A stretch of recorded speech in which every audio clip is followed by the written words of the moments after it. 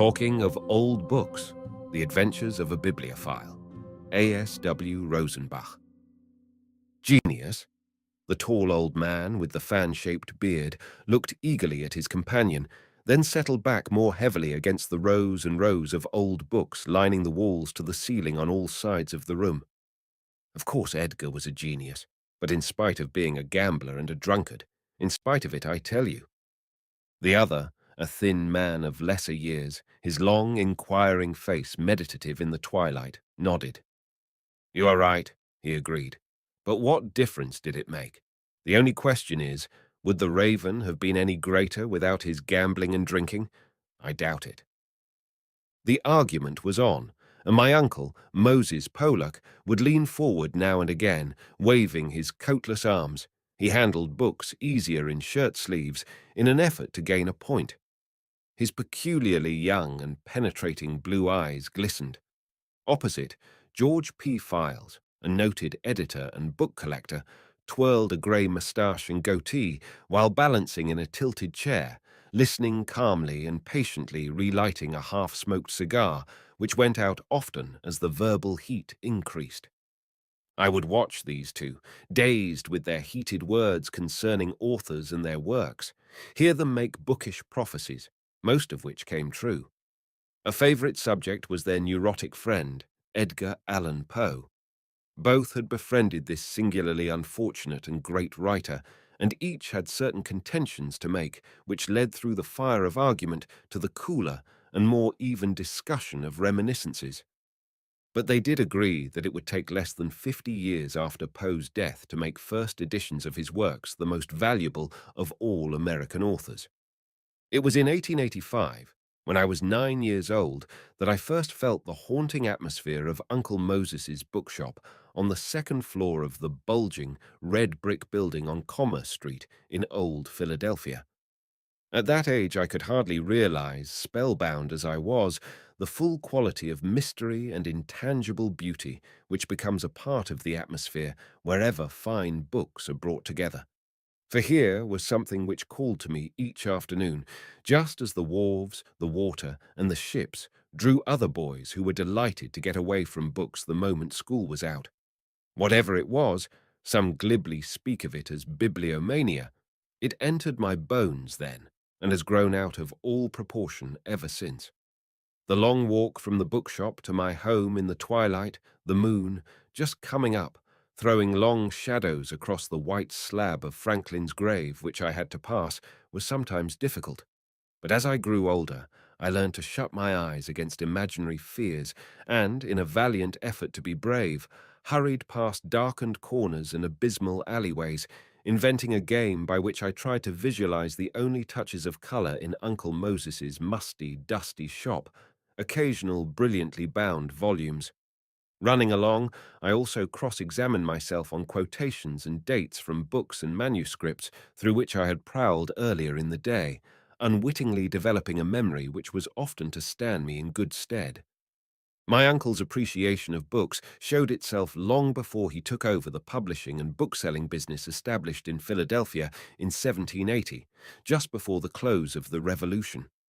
Throughout, his youth books had been dear to him, and his father, noting this, encouraged him to keep together the volumes he prized most.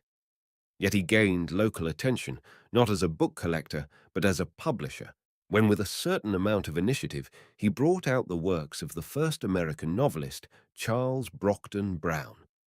But I early had my suspicions of him as a publisher. It seemed to me that he used the publishing business as a literary cat's paw, by which he might conceal his real interest and love, searching for, finding, and treasuring rare books. After all, if one is in a trade, certain expectations are held by the public, and the older Uncle Moses grew the less willing he became to meet these expectations. To publish books and sell them was one phase, but to collect, and then to sell, he considered a different and entirely personal affair. A poor young man, Uncle Moses had acquired the business in an almost magical manner. Jacob Johnson, the original founder, began by publishing children's books only. But in 1800, he decided to branch out and took a partner, Benjamin Warner. 15 years later, the firm was sold out to McCarty and Davis. After several successful years, McCarty retired, and it was then that Moses Pollock was employed as a clerk. They had spread out and were now publishing all sorts of books.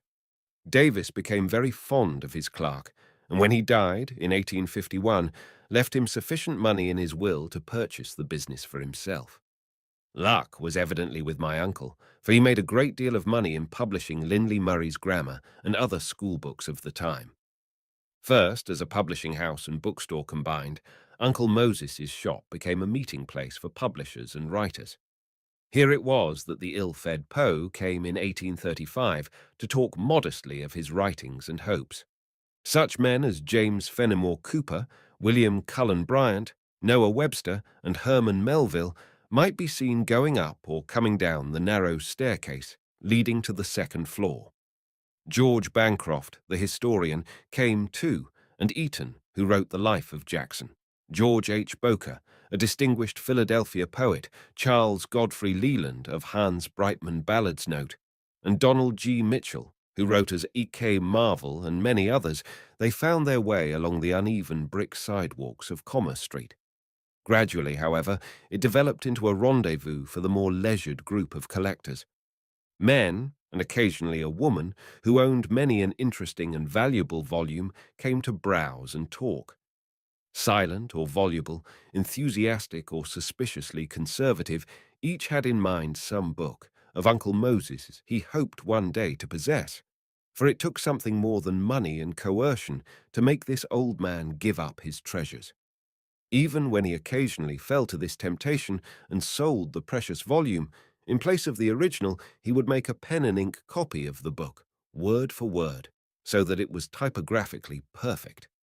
This would take weeks to do, and only when he needed money badly did he consent to part with the original. I have some of these copies and treasure them as curiosities. Not only months, but very often years of tireless perseverance were necessary to make him sell a favorite volume. Equally interesting was that other group which came daily, a group composed of impecunious and peculiarly erratic book lovers found in book haunts the world over, a poverty-stricken intellectual class who in filling their minds often forget to provide for their stomachs as well. All the memories of my childhood center around the secluded and dusty corners of this shop where I eavesdropped and prowled to my heart's content. My uncle, at first annoyed at having a little boy about the place prying into musty papers and books, eventually took delight in showing me rare editions purchased by him at auctions and private sales. As he grew older, he became somewhat eccentric, and despite my extreme youth, insisted upon treating me as a book lover and connoisseur, his own equal. Although he lived to be a very old man, he retained the most marvelous memory I have ever known. He could tell without a moment's hesitation the date of a book, who the printer was, where it had been found, any physical earmarks it might have, its various vicissitudes, and how it had reached its final destination. Among the noted collectors who came to match their wits and learning with my uncle was a younger man, Clarence S. Beaumont, who developed into one of the greatest American book experts. Even at that time he had a wonderful collection, and I well remember his subtle efforts to add to it constantly. He would talk in a firm, low, rather musical voice, obviously toned with persuasion, hoping to make his friend part with some cherished volume he coveted. As I watched Uncle Moses refuse, I saw a curiously adamant and at the same time satisfied expression spread over his features. I noticed, too, the dignity of movement as he gravely took the volume from Beaumont's fingers to look at it, with that expressive pride in ownership that verges on madness with many people to whom possession can mean but one thing: books. Samuel W. Pennypacker, who in later years became governor of Pennsylvania, was another avid book collector and constant habitué of the old Commerce Street bookshop. His hobby was anything he could lay his hands upon from the Franklin Press. He also collected all data relating to the early Swedish settlers of Pennsylvania and his German and Dutch ancestors, as well as any material concerning the development of the state. A large man he was, with serious eyes set in a rather square-shaped head. But his voice fascinated me most of all as it boomed about the shelves when he grew excited and took on an unforgettable Pennsylvania Dutch twang. Pennypacker was a fervent admirer of George Washington, and he had once heard of a letter which General Washington wrote from one of the scenes of his childhood, Pennypacker's Mills. He couldn't seem to forget this letter, for he was always talking about it, hoping to trace it to its owner and eventually make it his own. I shall never forget the day Uncle Moses told him he had found and bought this letter. He handed it to Pennypacker with a light of triumphant amusement in his eyes.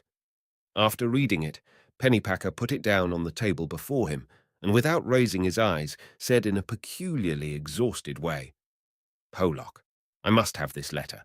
You can make any bargain you choose, but I must have it." Hardly waiting for the other to reply, he rushed down the stairs, to return a few moments later with 2 books under his arm. My uncle's blue eyes were but mocking questions as he pushed them aside after glancing at their title pages. They were 2 valuable books, but not unusually so. Pennypacker had by this time unbuttoned his coat, and I saw him take from an inner pocket a thin, yellow envelope. "These," Pennypacker pointed to his 2 books, "and this." He opened the envelope and gave my uncle its contents. It, too, was a letter from George Washington, yet no sign of emotion swept the old man's features as he read. But the exchange was made rather quickly, I thought, and it would have been difficult to decide which bargainer was the more satisfied. I have read both letters many times since. The Pennypacker's Mills letter was dated September 29th, 1777, and addressed, "On public service, to the Honorable John Hancock, President of Congress, Lancaster." George Washington wrote in part, "I shall move the army 4 or 5 miles lower down today, from where we may reconnoiter and fix upon a proper situation at such distance from the enemy as will enable us to make an attack, should we see a proper opening, or stand upon the defensive till we obtain further reinforcements." This was the opinion of a council of general officers, which I called yesterday. I congratulate you upon the success of our arms to the northward, and if some accident does not put them out of their present train, I think we may count upon the total ruin of Burgoyne. The letter which my uncle received was written 4 years later from Philadelphia in 1781 to Abraham Skinner, Commissary General of Prisoners, and was easily the more important, historically, of the 2, as General Washington discussed throughout the surrender of Cornwallis and the exchange of prisoners at Yorktown. He instructed General Skinner not to consent to the exchange of Lord Cornwallis under any conditions. Even I, with but a short experience as a mere onlooker in the collecting game, realized its greater value. After my uncle's death, this Washington letter sold for $925, and it rests today as one of the treasures in the Pierpont Morgan collection. A few years ago, I bought back the Pennypacker's Mills letter for $130 from Governor Pennypacker's estate. Because of the incident, it recalls I would never part with it. When I was 11 years old, I began book collecting on my own. My first purchase was at an auction in the old Henkel's auction rooms on Chestnut Street. It was an illustrated edition of Reynard the Fox and was knocked down to me for $24. My enthusiasm rather than my financial security swept me into this extravagance, and after the sale I had to go to the auctioneer, Mr. Stan V. Henkel's, and confess that I was not exactly solvent. At the same time I explained I was Moses Pollock's nephew, instinctively feeling, I suppose, that such a relationship might account for any untoward action concerning books. I had hardly got the words out of my frightened mouth when Mr. Henkel's burst into a fit of laughing which, although I was too young, too scared and self-conscious to realize it at the time, was the beginning of a lifelong friendship between us. When he ceased laughing, he looked down at me, a somber little boy with a book under his shaking arm, and said, "I've seen it start at an early age and run in families, but in all my experience, this is the very first baby bibliomaniac to come my way." With this admission, he kindly consented to extend credit and trusted me for further payments, which I was to make weekly from my school allowance. Giving him all the money I possessed, $10, I marched from the auction room, feeling for the first time in my life that swooning yet triumphant, that enervating and at the same time heroic combination of emotions the born bibliomaniac enjoys so intensely with the purchase of each rare book. Stan V. Henkels, no one dared to leave out the middle initial, was a remarkable man. Even in his young days, he resembled an old Southern colonel, the accepted picture we all have, a man of drooping moustache, rather patrician nose, and longish hair which he decorated with a large-brimmed, rusty black hat of the Civil War period. He insisted he was an unreconstructed rebel and was always willing to take on anyone in a verbal battle about the Civil War. By profession, an auctioneer of books, Mr. Henkels was the first person to make the dreary, uninteresting work of auction catalogues into living, fascinating literature, almost as exciting reading as fiction.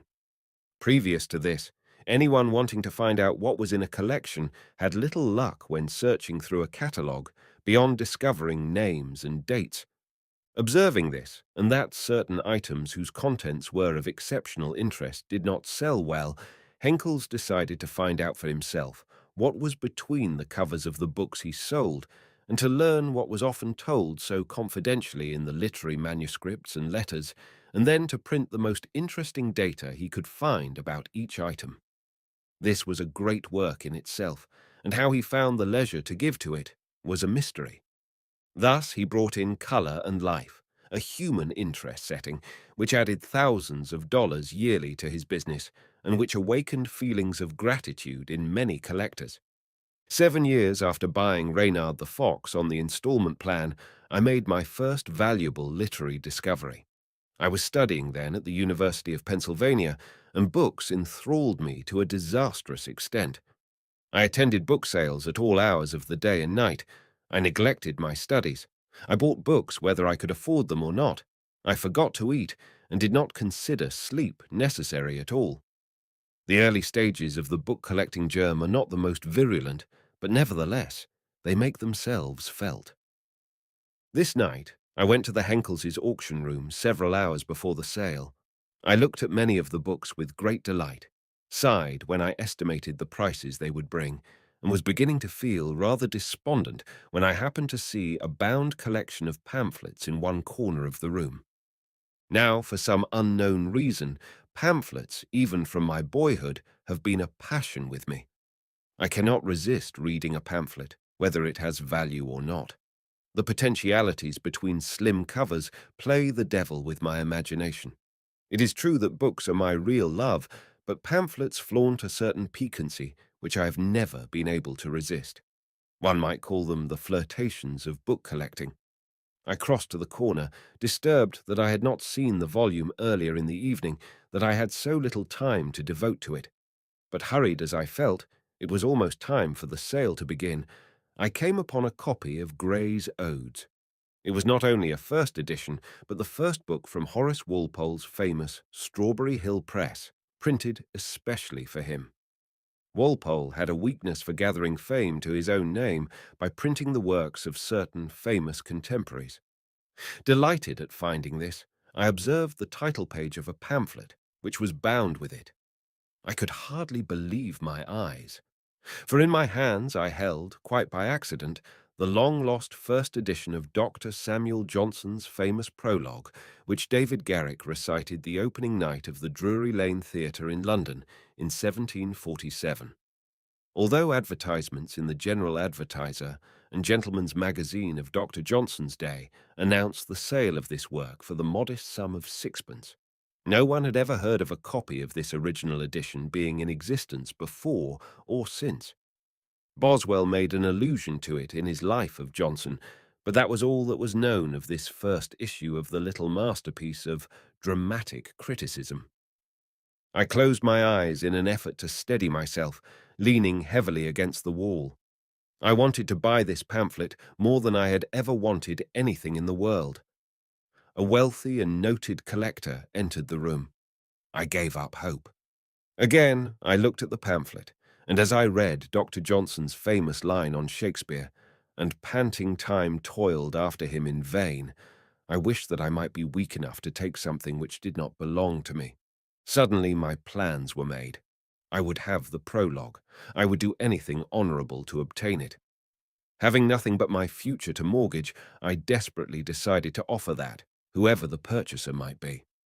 Mr. Henkels announced the usual terms of the sale, and I gazed cautiously about the room. Every member of the audience was just waiting for that volume of pamphlets I knew. Finally, it was put up, and the very silence seemed to bid against me.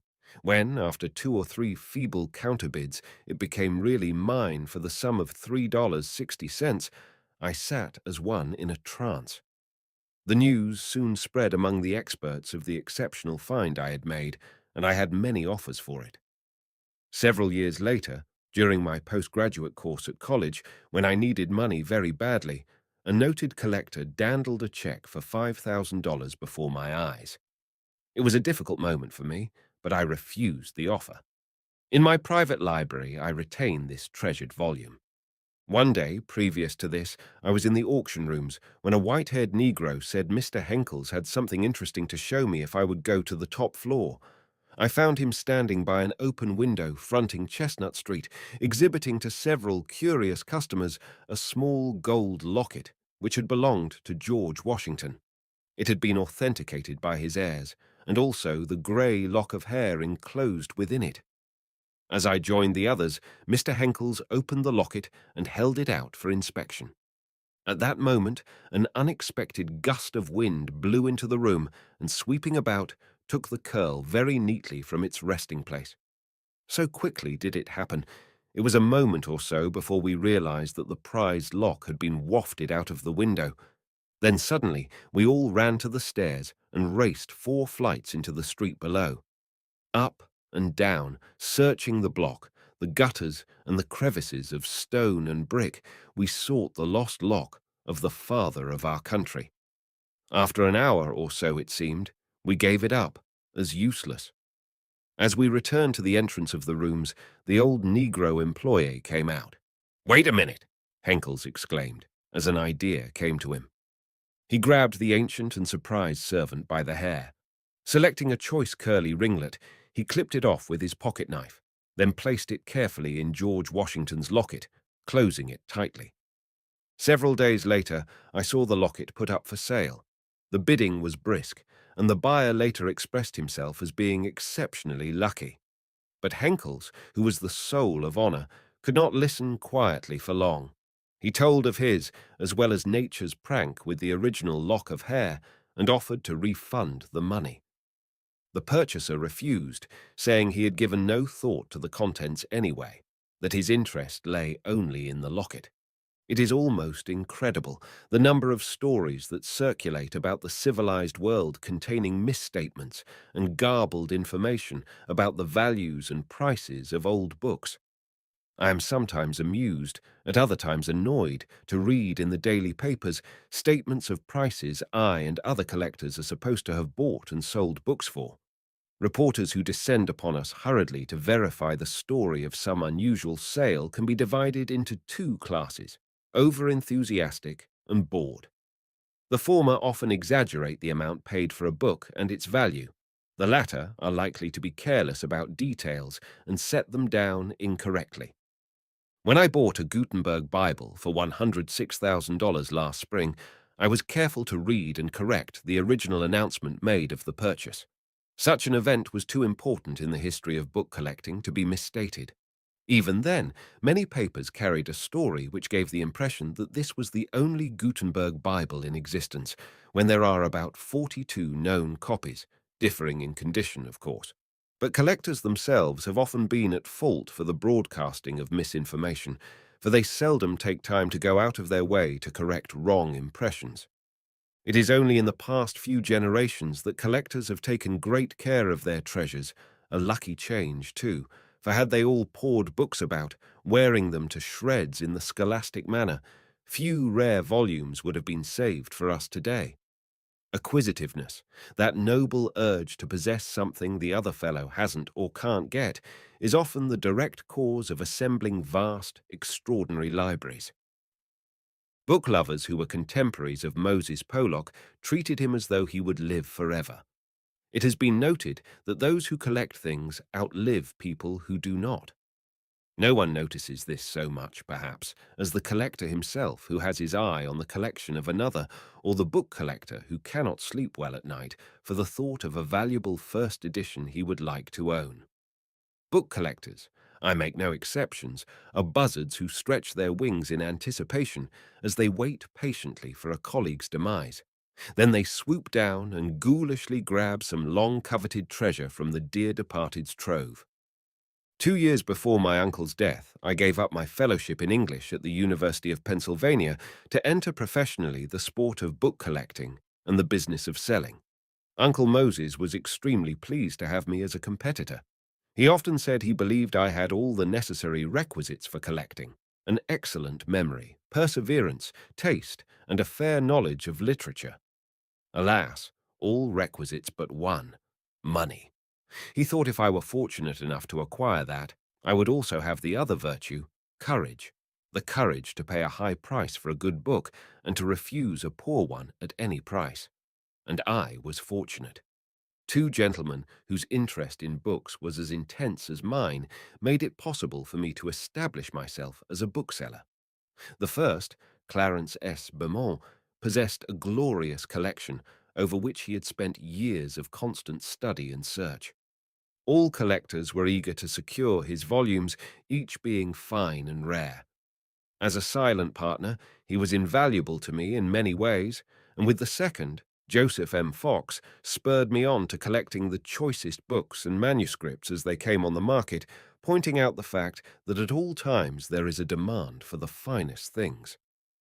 Mr. Fox, one of the most lovable of men, lived in a very old colonial house called Wakefield, in the suburbs of Philadelphia, in which he had discovered wonderful revolutionary letters and documents. It is difficult to know at what moment one becomes a miser of books. For many years preceding his death, Uncle Moses kept a fireproof vault in the rear of his office, where he secreted rarities no one ever saw. His books were as real to him as friends. He feared showing the most precious, lest he part with one in a moment of weakness. One of the amusing incidents of his life was that he had sold a copy of the Bradford Laws of New York, published in 1694, to Dr. Brinley for $16, and many years later he had seen it sell at the Brinley sale for $1,600. The money consideration did not cause his regret, so much as the fact that he had felt an affection for this volume, which had rested upon his shelves for more than 30 years. By an amusing turn of the wheel of chance, which my uncle might have foreseen, the same volume would be worth today $20,000. At the death of my uncle in 1903, I came into possession of some of his wonderful books. Others were purchased by private buyers and are today parts of various famous libraries. I was greatly thrilled when, as administrator of his estate, I entered his secret vault for the first time in my life. In the half-light, I stumbled against something very hard on the floor. Lighting a match, I looked down to discover a curious, bulky package. Examining it more closely, I found it was a bag of old gold coins, a reserve supply cautiously hoarded, no doubt, to buy further rarities. My uncle's estate included several books from the library of George Washington, the finest of which was a remarkable copy of the Virginia Journal, published in Williamsburg, which I still have. Washington was one of the 3 presidents who collected books in an intelligent manner. There have been presidents who loved books, the late Theodore Roosevelt, for example, but who were not real collectors. It is always interesting to hazard a guess at a great man's personal likes by noting the titles in his library. In the past years, I have bought other books from Washington's collection. There is The History of America by William Robertson, in 2 volumes, Brown's Civil Law, Inland Navigation, Jenkinson's Collections of Treaties, 8 volumes of The Political State of Europe, a 4-volume course of lectures by Winchester on the prophecies that remain to be fulfilled. In this last, Washington wrote, "From the author to G. Washington." These are a heavy literary diet, somewhat one-sided when placed next to epistles for the ladies, which was also his. Each volume has the signature on the title page, George Washington, with his armorial bookplate pasted inside the front cover. There were doubtless book borrowers in those days too, whose memories and consciences might be jogged at sight of the owner's name. Another, A Gift to Washington, is a collection of poems written chiefly during the late war by Philip Freneau, one of the few very early American poets whose work has survived. On the title page in Freneau's hand, with his signature, is written, "General Washington will do the author the honor to accept a copy of his poems as a small testimony of the disinterested veneration he entertains for his character."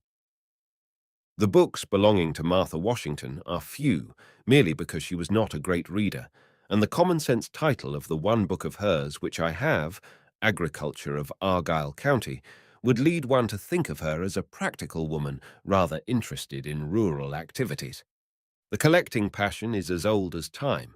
Even book collecting, which many believe to be a comparatively recent development, can be traced back to the Babylonians. They, with their passion for preserving records on clay tablets, could hardly go in for all the little niceties, such as original paperboards or beautifully tooled bindings, but they were collectors nevertheless. Among the early individual book collectors, such colourful names as Jean Grolier, de Thou, Colbert, and the Cardinal Richelieu and Mazarin shine forth. Jean Grolier, a collector of the late 15th and the early 16th century, now considered the patron saint of modern book collectors, showed unusual vision in selecting his books. Though many libraries of that time are both remarkable and valuable, their worth varies. But every collector is keen to possess a Grolier volume, and at each sale the prices increase. He evidently read what he selected, and his taste showed that he had education and discernment. Aldus Manutius, the most famous printer of that day, dedicated books to him and printed certain works for him on special paper. Aldus was the first to popularize the small-sized book, and that is why many from the Grolier collection are easier to handle than the more gross volumes from other early libraries. Grolier's generous disposition is indicated by the fact that he has either written in or had stamped on the outside of the truly exquisite bindings, Io Grolieri et Amicorum. His books were for himself and his friends too. Many people have since copied this inscription on their bookplates. The Grolier family were book lovers, and his library was kept intact for 3 generations. Not until 116 years after his death was it sold, and although many were bought by other famous collectors, old records show that some disappeared entirely. It is just such knowledge that keeps the true bibliophile living in hopes a long-missing Grolier might turn up any time, anywhere. About the time of the discovery of America, a book came out called The Ship of Fools by one Sebastian Brandt. In it was an attack on the book fool, a satire on the passion of collecting, in which the author said that the possession of books was but a poor substitute for learning.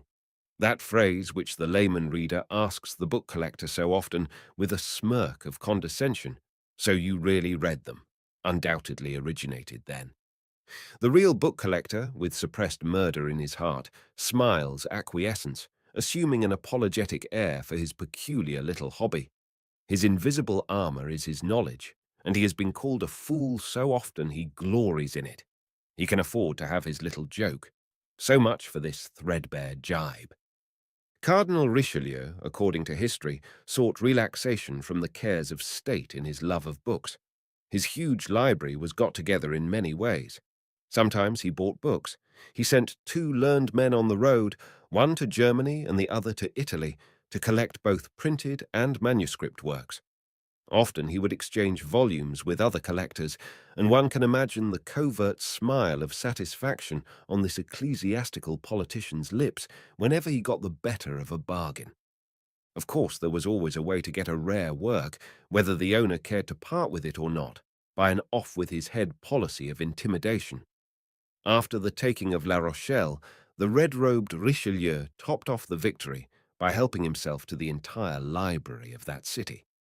Even though he was something of a robber, his ultimate motive was good. He planned to establish a reference library for all qualified students. Yet it was his nephew, the inheritor of his library, who carried out these plans posthumously.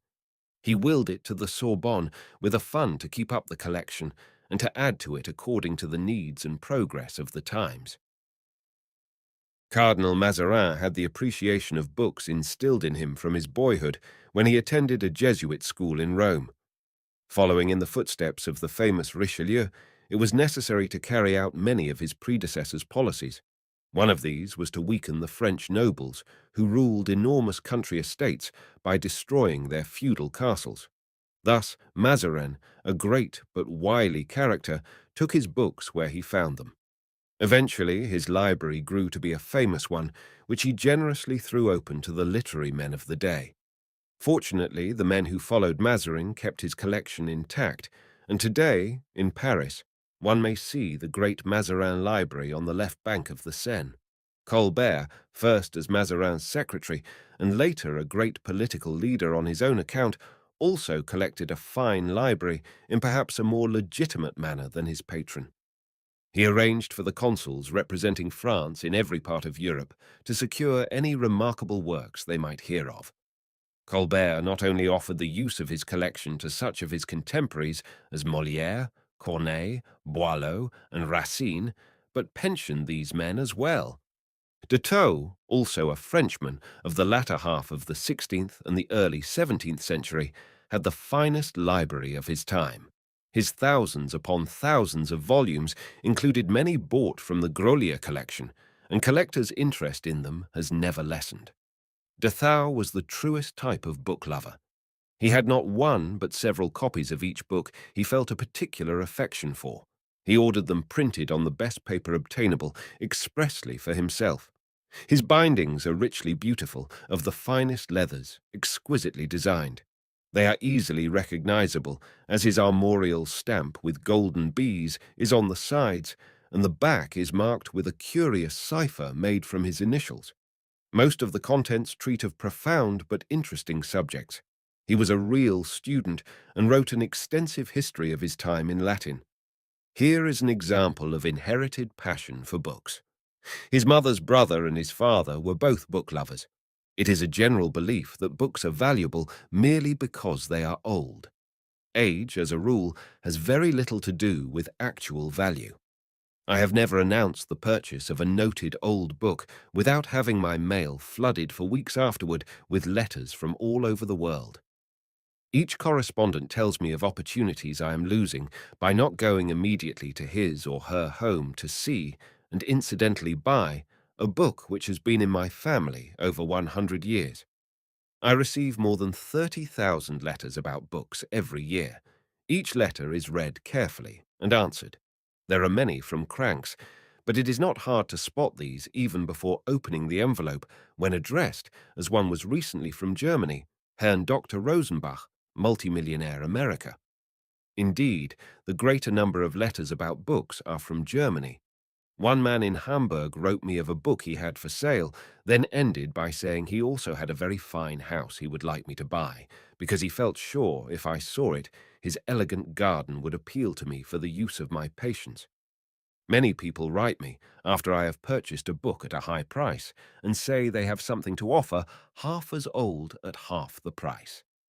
Yet one out of every 2,000 letters holds a possibility of interest.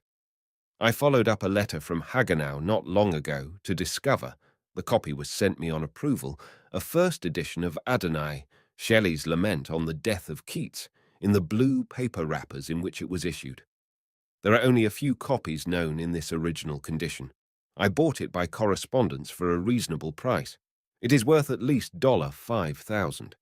On the other hand, I've often made a long journey to find nothing but an inferior copy of a late edition of some famous work. I once heard of a first edition of Hubbard's Indian Wars in Salem, Massachusetts. When I arrived there, the family who owned it brought out their copy, unwrapping it with much ceremony from swathings of old silk. Immediately, I saw it was a poor reprint made in the 19th century, although the original was printed in 1677, but luck had not deserted me entirely that day. As my train was not due for an hour, I wandered about the city. In passing one of the many antique shops which all New England cities seem to possess by the gross, I noticed a barrow on the sidewalk before it. In this barrow were thrown all sorts and conditions of books, yet the first one I picked up was a first edition of Herman Melville's Moby Dick, worth about $150, which I bought for $2. Speaking of this copy of Moby Dick reminds me of another, a more valuable one, which I prize in my private library. One day, about 5 years ago, John Drinkwater, the English poet and dramatist, and I were lunching at his home in London. Talking of books and the ever-interesting vicissitudes of collecting them, he told me of his Moby Dick, found one day by chance in a New York bookstore for but a few dollars. It was a presentation copy from the author to his friend, Nathaniel Hawthorne, to whom the book was dedicated, and had Hawthorne's signature on the dedication leaf. When Mr. Drinkwater told me of this, I became restless. I wanted this copy as much as I'd ever wanted any other book, and there was nothing for me to do but tell him so. I offered him 20 times what he had paid for it, and to my surprise and delight, he generously let me have it. Why age alone should be thought to give value to most collectible objects, including furniture, pictures, and musical instruments, I don't know. However, it is a great and popular fallacy. The daily prayer of all true collectors should begin with the words beauty, rarity, condition, and last of all, antiquity. But books differ from other antiques in that their ultimate value depends upon the intrinsic merit of the writer's work. A first edition of Shakespeare, for instance, will always command an ever-increasing price. The same is true of first editions of Dante, Cervantes, or Goethe. These writers gave something to the world and to life, something of which one always can be sure.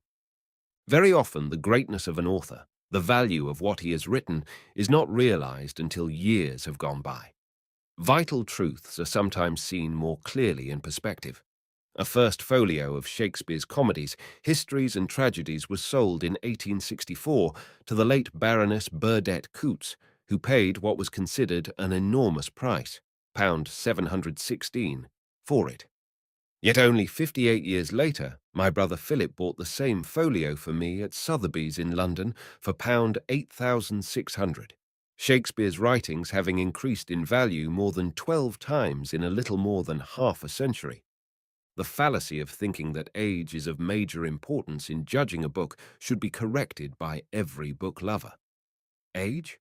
Why, there are many books of the 15th century which command small prices in the auction rooms today, while certain volumes brought out a decade ago are not only valuable, but grow more so with each passing year. A first edition of a Milne's When We Were Very Young, printed 2 years ago, is already more precious than some old tome, such as a sermon of the 1490s by the famous teacher Johannes Gerson, the contents of which are and always will be lacking in human or any other kind of interest. The inception of any great movement, whether material or spiritual, is bound to be interesting, according to its relative importance. The Gutenberg Bible, leaving aside the question of its artistic merit and the enormous value of its contents, as the first printed book, is of the greatest possible significance. But it so happens that this wonderful Bible is also one of the finest known examples of typography. No book ever printed is more beautiful than this pioneer work of Gutenberg, the first printer, although it was issued almost 500 years ago. It has always seemed an interesting point to me that printing is the only art which sprang into being full-blown. Later years brought about a more uniform appearance of type, but aside from this, we have only exceeded the early printers in speed of execution. Enormous value is added to some of these earliest books because they are the last word in the printer's art. The first books printed on subjects of universal interest are the rarest, firsts of all for the collector.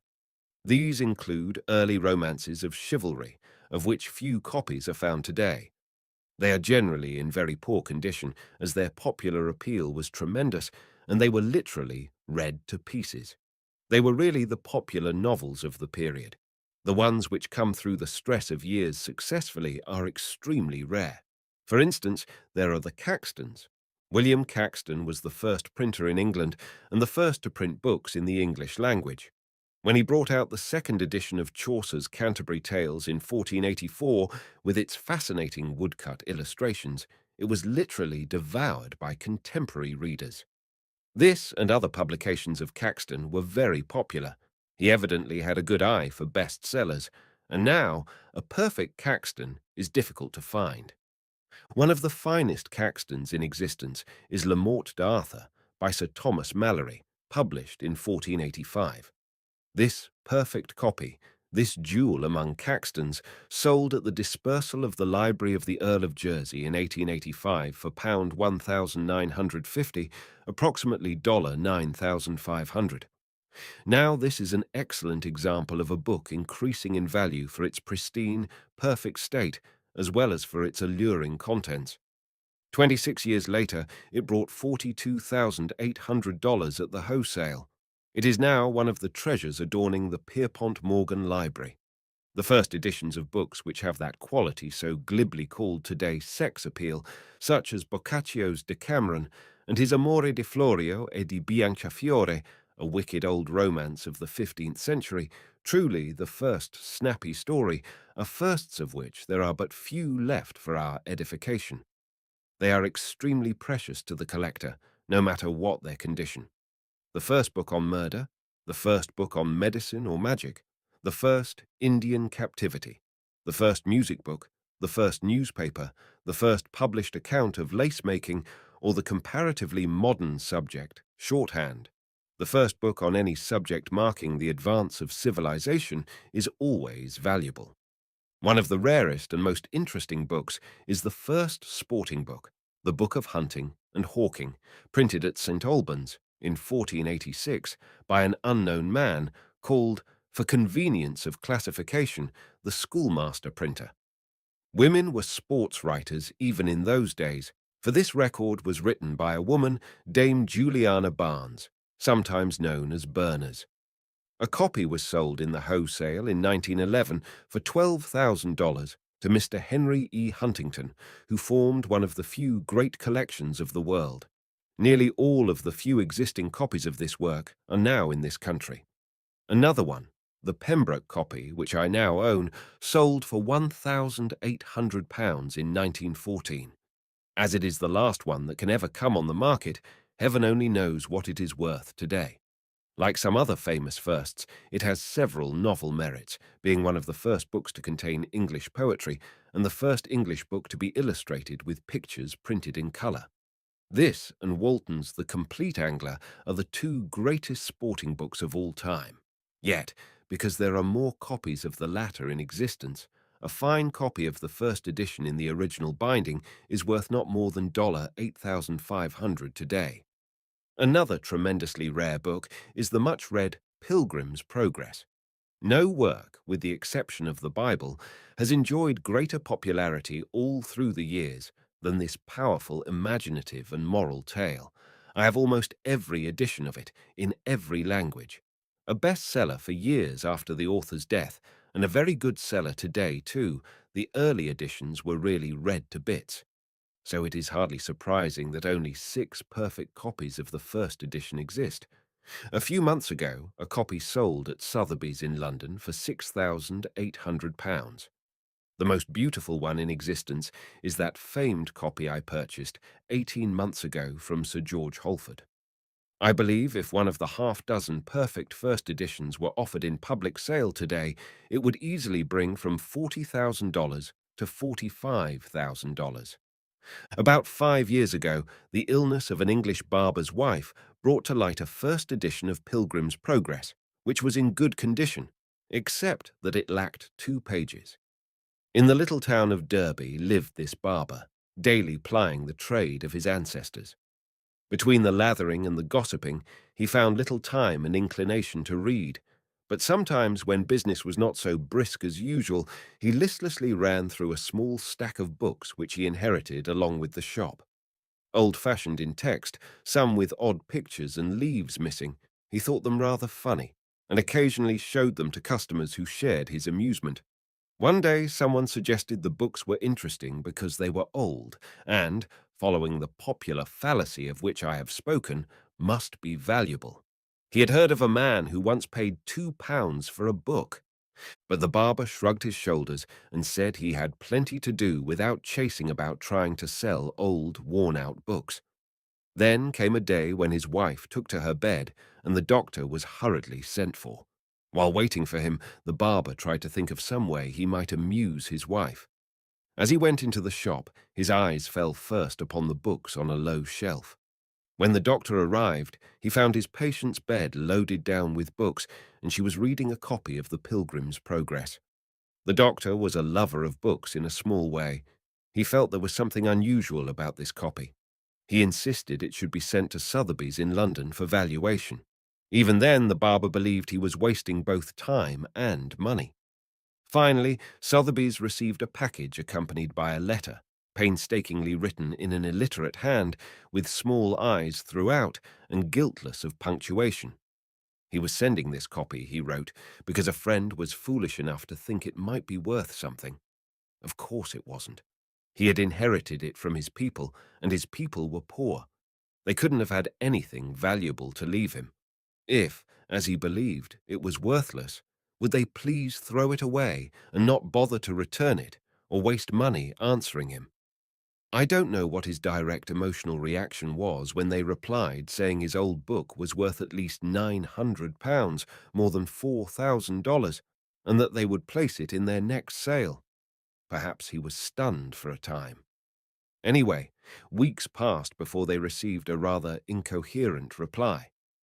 I happened to be in London when it was sold, and I paid £2,500, about $12,000, for the copy. I later learned that the barber was swamped for months with letters from old friends he had never heard of before, each with a valuable book to sell him. As collectors grow older, they find it is better to buy occasionally and at a high price than to run about collecting twopenny treasures. There is seldom any dispute about the worth of a rare book. Many collectors, however, feel collecting has a value other than monetary. It keeps men young, and as the years pass, it proves to be a new type of life insurance. The late Meister W. White of New York, until his death a few months ago, was as vigorous at 83 as he had been 30 years before. He combined a quality of youth with his extraordinary knowledge of books and literature. His wonderful library would take away the load of years from a Methuselah. Even to read over the partial list of his treasures, which was recently published, would have a distinctly rejuvenating effect. Mr. Henry E. Huntington was another successful man who practically gave up his business interests to devote himself to the invigorating pastime of book collecting. He collected so rapidly that no young man could follow in his steps. Even my Uncle Moses grew younger and younger as he sat year after year surrounded by books. Rare books are a safe investment. The stock can never go down. A market exists in every city of the world.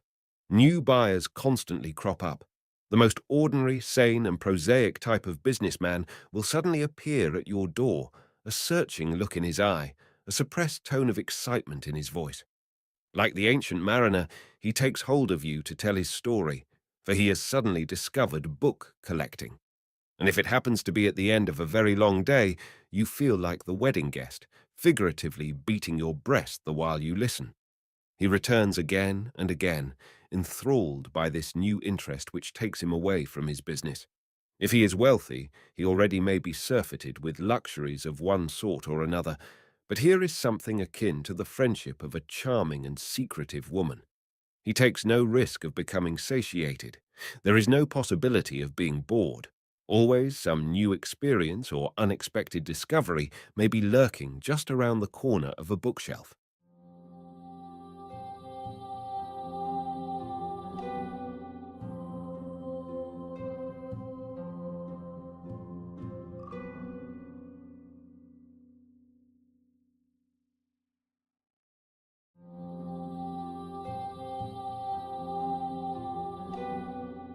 $1 Million Bookshelf. Further Adventures of a Bibliophile. A.S.W. Rosenbach. One of my early memories concerns a cold winter night in Philadelphia. I was a little boy of 13. Uncle Moses and I had been together undisturbed the entire evening, for the weather was so bitterly cold, not one of his book-loving cronies dared venture out. With the shop door locked and the shutters tightly drawn, we sat close to the little wood stove in the dim light of an oil lamp, while I listened, fascinated, to endless tales about books, how this one was lost and that one found. To this handsome old patriarch, books were more vital than people. With ease, he held my boyish imagination until I was almost afraid to glance back at the shadowed shelves.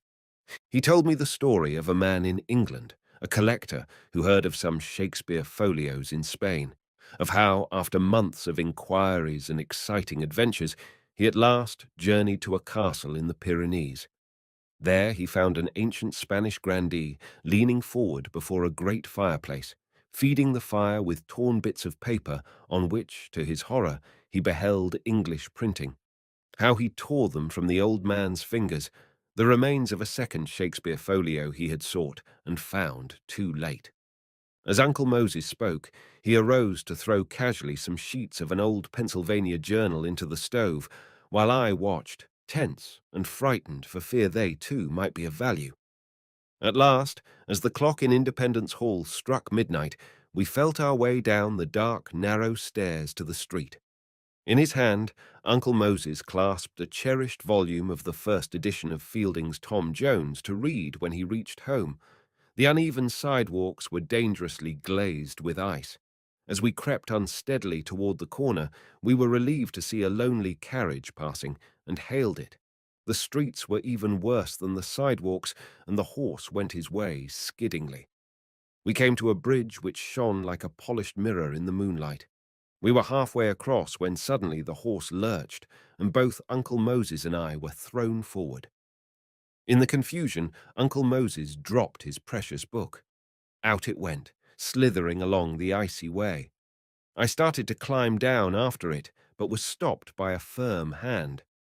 Slowly, Uncle Moses got out, walked uncertainly forward. He had not gone 2 steps before he lost his balance. As he fell, I cried aloud in alarm, and the driver turned, amazed. Up Uncle Moses got, and down he went again.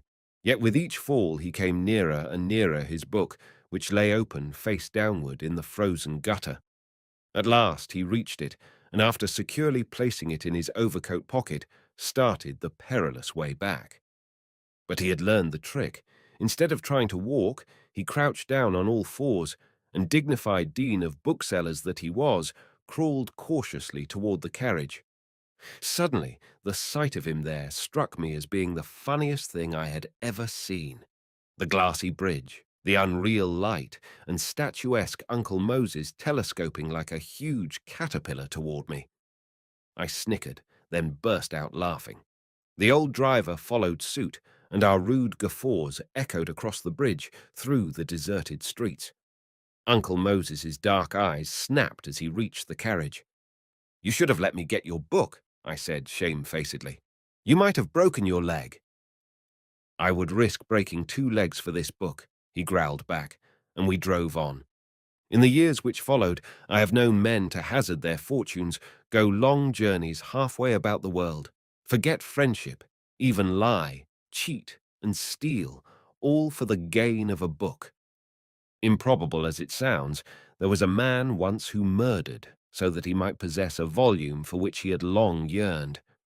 It was in the valuable library of the monastery at Poble, near Tarragona, just a century ago, that Don Vincente, a Spanish monk, developed his unholy love for books.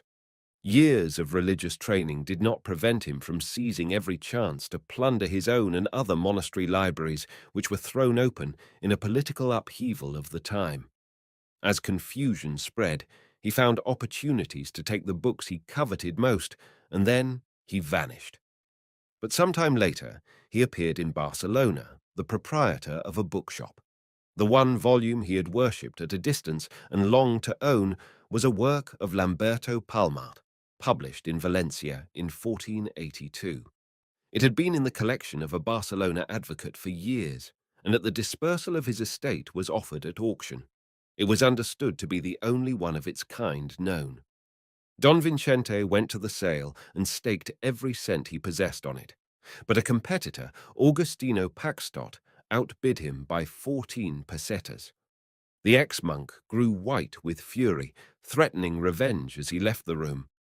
When, a few nights later, Paxtot's house burned to the ground and he perished with it, several friends recalled Don Vincente's threats. He was reported to the police, his shop searched, and the rare Palmart volume found. Even when he was arrested, Don Vincente made no effort to deny his guilt. All he seemed interested in was the fate of the little book which had brought disgrace upon him. During the trial, his lawyer, making a valiant effort to save him, announced that another copy of the Palmart volume had been found in a Paris library a few days previous to the alleged crime. It could not be proved, he argued, that the copy in question was the one recently auctioned.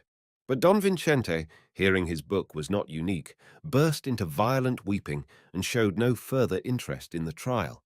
Alone at night in his cell, and before the court during the final days of his trial, his only words of regret were, "Alas, alas, my copy is not unique." Today, book collectors are less violent, although they have their moments when they seethe and writhe inwardly. Just go to any book sale and observe the expressions of competitive buyers. Faces that are usually marvelous poker portraits become sharply distorted. Eyes which ordinarily indulge in an almost studied innocence shoot sudden darts of fire. Whenever I attend an important sale, I make it a point to look neither to the right nor to the left. I've often been asked why collectors are so enamored of first editions. This is almost unanswerable, because the whole question of first editions hinges on a matter of sentiment, of feeling, almost of emotion. How can one explain the sentimental affections? A first edition is almost as much the original work of its author as the painting is of an artist. I suppose there are people, I've been told there are intelligent people, who would just as soon have an edition of Keats's poems, for example, well printed on good paper, in a handsome modern binding, as a first edition in its original boards. I only hope I shall never meet them. Collectors are very ardent on the subject of association copies, or books inscribed or annotated by the authors themselves. To think that John Keats may have held in his slender white fingers your first edition of his poems, that his luminous eyes, already sunken from the inroads of his fatal illness, may have lingered over the very pages of the copy you possess, this is enough to thrill the devil himself. Miss Amy Lowell was, as all the world knows, devoted to Keats. She believed herself spiritually attuned to him. I shall never forget the last time I visited at her home near Boston. After a delightful dinner, we went into her library, where we lighted our cigars and talked. She told me of her colossal work on Keats, which, fortunately for her peace of mind, she lived to see published. Then followed a silence as the blue haze of smoke enveloped her. Suddenly she leaned toward me, and with an excited brightness in her eyes said, "Doctor, there is a certain book I want more than anything in the world. Keats's own copy of Shakespeare, with his notes through it." I put my hand in my pocket and smiled. By one of those unusual chances which really do make truth stranger than fiction, I had that very volume in my pocket. She caught her breath and grew quite pale with joy as I handed it to her. At the Frederickson sale in New York, nearly 30 years ago, Mr. Harry B. Smith bought Shelley's own copy of Queen Mab.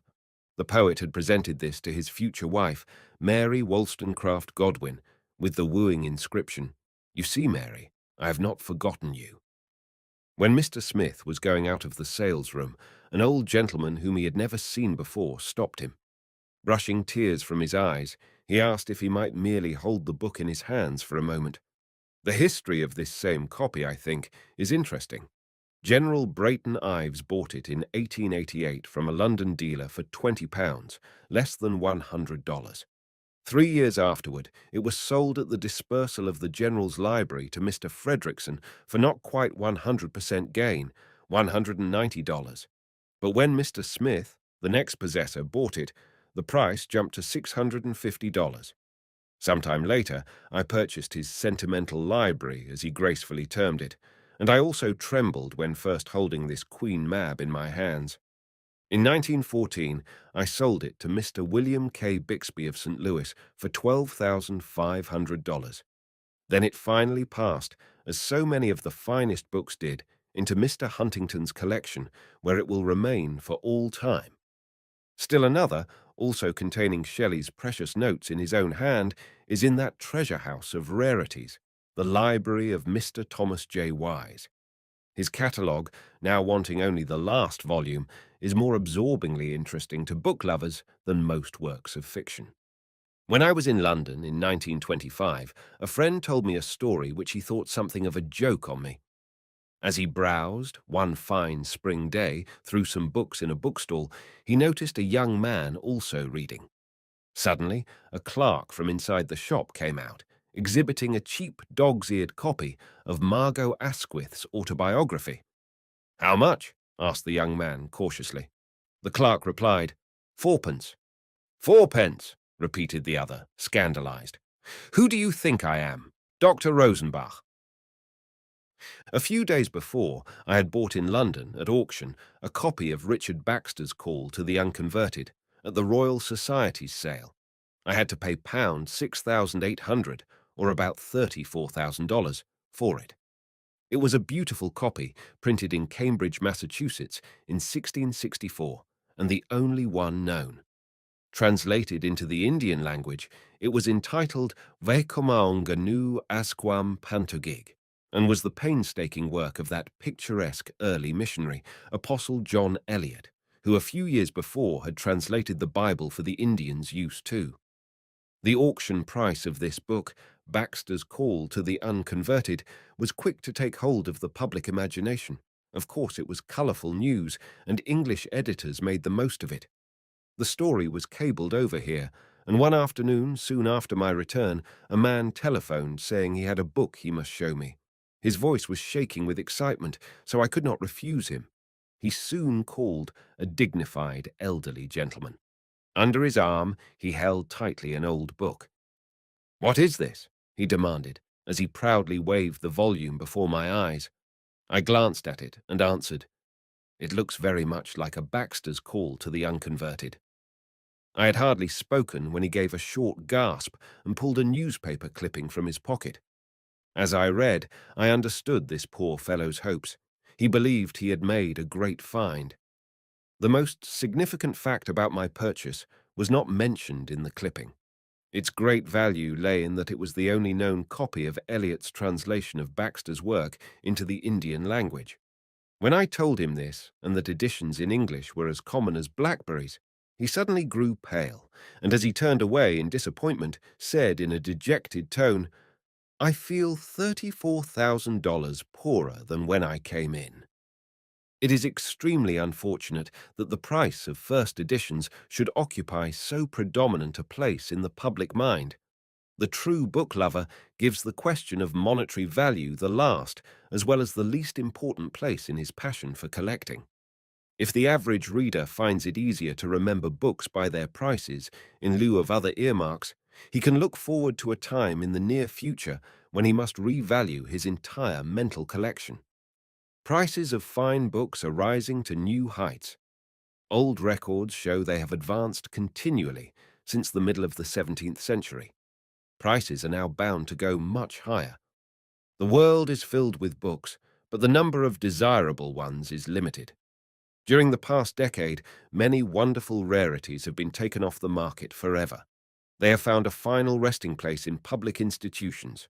Two of the greatest private collections in this country, those of Mr. Henry E. Huntington and the late Pierpont Morgan, have been dedicated forever to the people.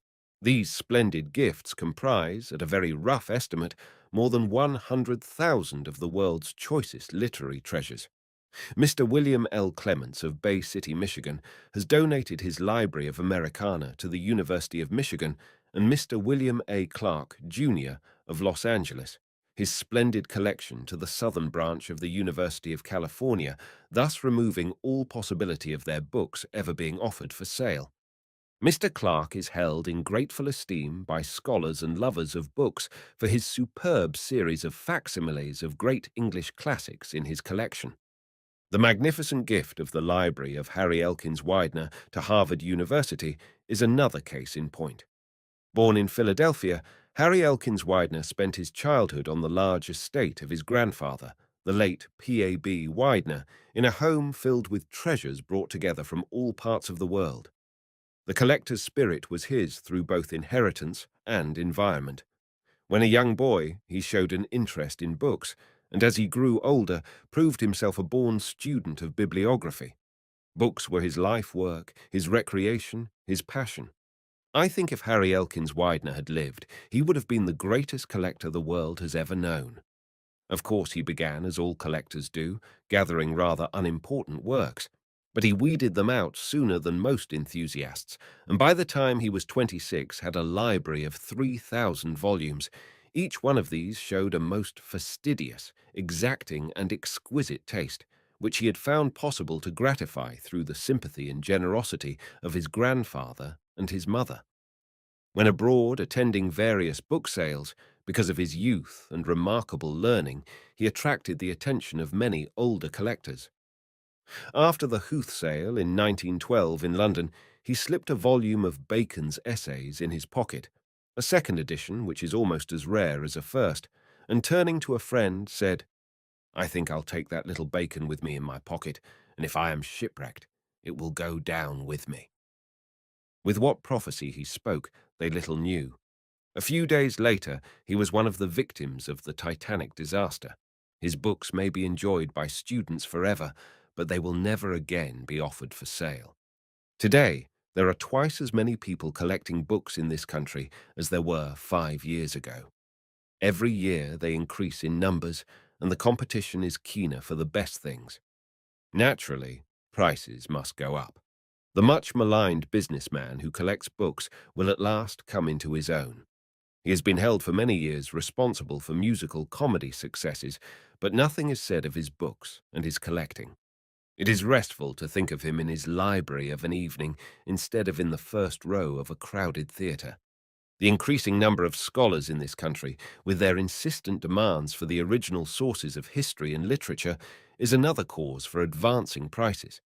After all, contemporary documents are the only authentic tools for the student. The collector renders a real service to scholarship when he uncovers valuable unpublished material. A dear friend of mine has been also largely responsible for the modern esteem of old authors. A.S.W. Newton, through his popular and appealing books about books, has inspired many to collect them. His amenities of book collecting is the bibliophile's Bible, and his unbounded enthusiasm for Dr. Johnson is so intense that it is now contagious.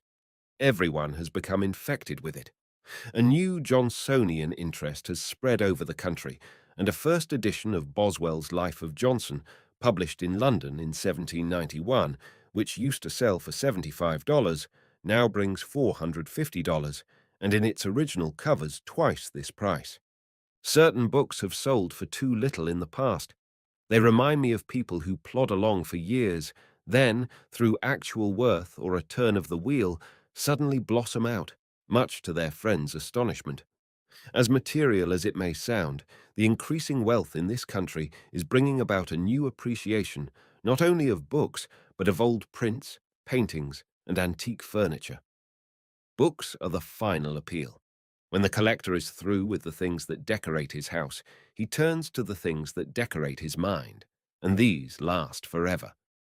The formation of university libraries and historical societies also adds to the value of books. They take them out of reach of the individual collector and place them in their ultimate home. No wonder these libraries are considered tombs by the ardent gatherer of books. New seats of learning, such as Duke University at Durham, North Carolina, will certainly need adequate libraries. Book clubs, too, are adding fuel to the flames. The Grolier Club of New York has a fine library. The Elizabethan Club at Yale is the enviable possessor of a tiny volume that ranks among the great books of the world. It is a first edition of Bacon's Essays, printed in London in 1597. 15 years ago, at the Huth sale, it brought £1,950, more than $9,000. If it were offered for sale today, it would bring at least $25,000. There are only about 5 copies of this edition known.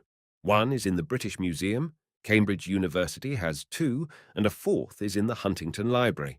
Thus, no private collector has the good fortune to own a single copy. Even though many rare volumes have retired permanently from the sales rooms, it has always been a peculiarity of the collector that he lives in hope. Just as there has always been a great search for ancient manuscripts, so there always will be an endless hunt for important early books. If there were wonderful discoveries in the past, why not others of equal importance in the future? Within 20 years after the invention of printing, about 1475, books became so accessible that even the poorest scholars could afford them. Tracts of various kinds were marketed for a few pennies, which at first had sold for pounds. There was so much printing done that some printers were ruined because the supply quickly outgrew the demand. The best printers in Germany perfected their craft and went southward into Italy, where their work took on an added beauty. The city of Venice became a regular hotbed of printing. When, in the latter part of the 15th century, Italian noblemen saw how common printing had become, they regarded it as vulgar. Although they had at first been the patrons of printing, now some of them ignored it and endowed scriptoriums in the hope that printing would fall into disfavor. In these scriptoriums, men worked tediously on illuminated manuscripts, trying to make them finer than printed books. But of course, printing went on, continuing its tremendous strides. Hope springs eternal in the book collector's breast. He will never allow himself to believe that the wonderful old volumes of hundreds of years ago have all been found. Today, tomorrow, or next week, he must surely unearth some unrecorded book. What is known among book lovers as the greatest little find in history occurred at Lamport Hall in Northamptonshire, England, in 1867. Charles Edmonds, a London bookseller, while visiting Lamport Hall, the ancient seat of the Isham family, accidentally came upon the old lumber room. His curiosity was immediately aroused, for among the piles of wood and discarded furniture he beheld stacks and stacks of dust-covered books. There were hundreds of them of various sizes and dates. Some were chewed to bits, having furnished banquets for generations of mice, descendants of which scampered about as Edmund searched and hoped for something interesting. Just as he was beginning to believe that they all were valueless, he chanced upon a copy of Shakespeare's Venus and Adonis. Imagine his surprise when he found it to be a hitherto unknown edition, dated 1599, and imprinted at London for William Leake, dwelling in Paul's churchyard, at the sign of the Greyhound. Enclosed within the same vellum cover were the Passionate Pilgrim and Davies's and Marlowe's epigrams and elegies. The only other copy known of the former is in the Capel collection at Trinity College, Cambridge. The third tract in this volume was also an entirely unrecorded edition. This Venus and Adonis was a 4th edition. It sold at the Britwell Court sale at Sotheby's in 1919 for £15,100, about $75,000. George D. Smith bought it for Mr. Huntington, and it was the highest price ever paid for a book up to that time. Whenever a great sale such as this one is held, prices reverberate throughout the world. Immediately, there follows a cleaning out of old attics, a thorough brushing of odd closets. Cupboards and lumber rooms are scoured, and a general sorting over of places where odd things have been relegated for years takes place. Naturally, the enormous price of the Venus and Adonis caused a sensation when it was sold in London. News of this sale quickly appeared in every paper in England. A pretty story is told of how, one afternoon, 2 young Englishmen were playing archery on an estate near Shrewsbury. Perhaps they didn't have a target, or if they did, they mislaid it. Anyway, they picked up an old book they found somewhere in one of the buildings on the place and stuck it against the lower branches of a tree to use for a bullseye. About to draw his bow, one of them was not quite satisfied with the angle at which they had placed their target, so he walked forward and turned it around. As he did so, some of the pages fell back, and he read the magic name, Venus. Looking at the volume further, he exclaimed to his companion, I believe this old thing is similar to that book, which sold for £15,100 yesterday. It soon sold privately for more than £10,000, or about $50,000. Mr. H.C. Folger of New York, the greatest collector of Shakespeareana, was the buyer. With these stories indelibly impressed on my mind, my delight was unbounded when I espied on the library shelves of Dorchester House, London, the residence of Sir George Holford, a matchless copy of Venus in the second edition, 1594, 5 years earlier than these famous fourths. Only 3 other copies were known. Be assured that this was one of the first volumes I selected when the following year I purchased the greater part of his collection. From a monetary point of view, this is the most valuable book that has ever been sold. To bring these stories down to date, an almost equally interesting find was made after the sale of a signature of Button Gwinnett at the Anderson Galleries in New York last winter, for which I paid $22,500. Gwinnett was one of the signers of the Declaration of Independence from Georgia. His signature is very rare, as his life was snuffed out suddenly in a duel with General Lachlan Mackintosh in 1777, when he was still young. There are but 33 of these signatures known. I bought my first Gwinnett, incidentally the first to be sold in many years, in Philadelphia 2 years ago for $14,000. Some wag figured at the time that it was worth exactly $1,000 per letter. Mrs. Arthur W. Swan of New York happened to read about my purchase in a morning paper and began to think over the various items of a collection of autograph letters which her grandfather, Theodore Sedgwick, had made and which she inherited. The more she thought about it, the more significant a hazy remembrance became. She believed her grandfather had secured a button Gwinnett, similar to the one I bought. After carefully searching through the collection, she found, much to her surprise and delight, a most beautiful example of Gwinnett's signature. In November 1926, she sold the entire collection, and I bought the button Gwinnett for $28,500. This was then a record price for any signature in the world's history, the young signer's autograph having jumped to $2,000 per letter. After a while, selling a famous man's handwriting by the letter will be as common as selling antique silver by the ounce.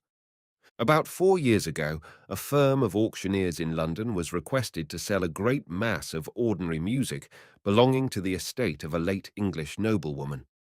The manager and his assistants were not very keen about it, as the music was unsorted and on its face almost worthless.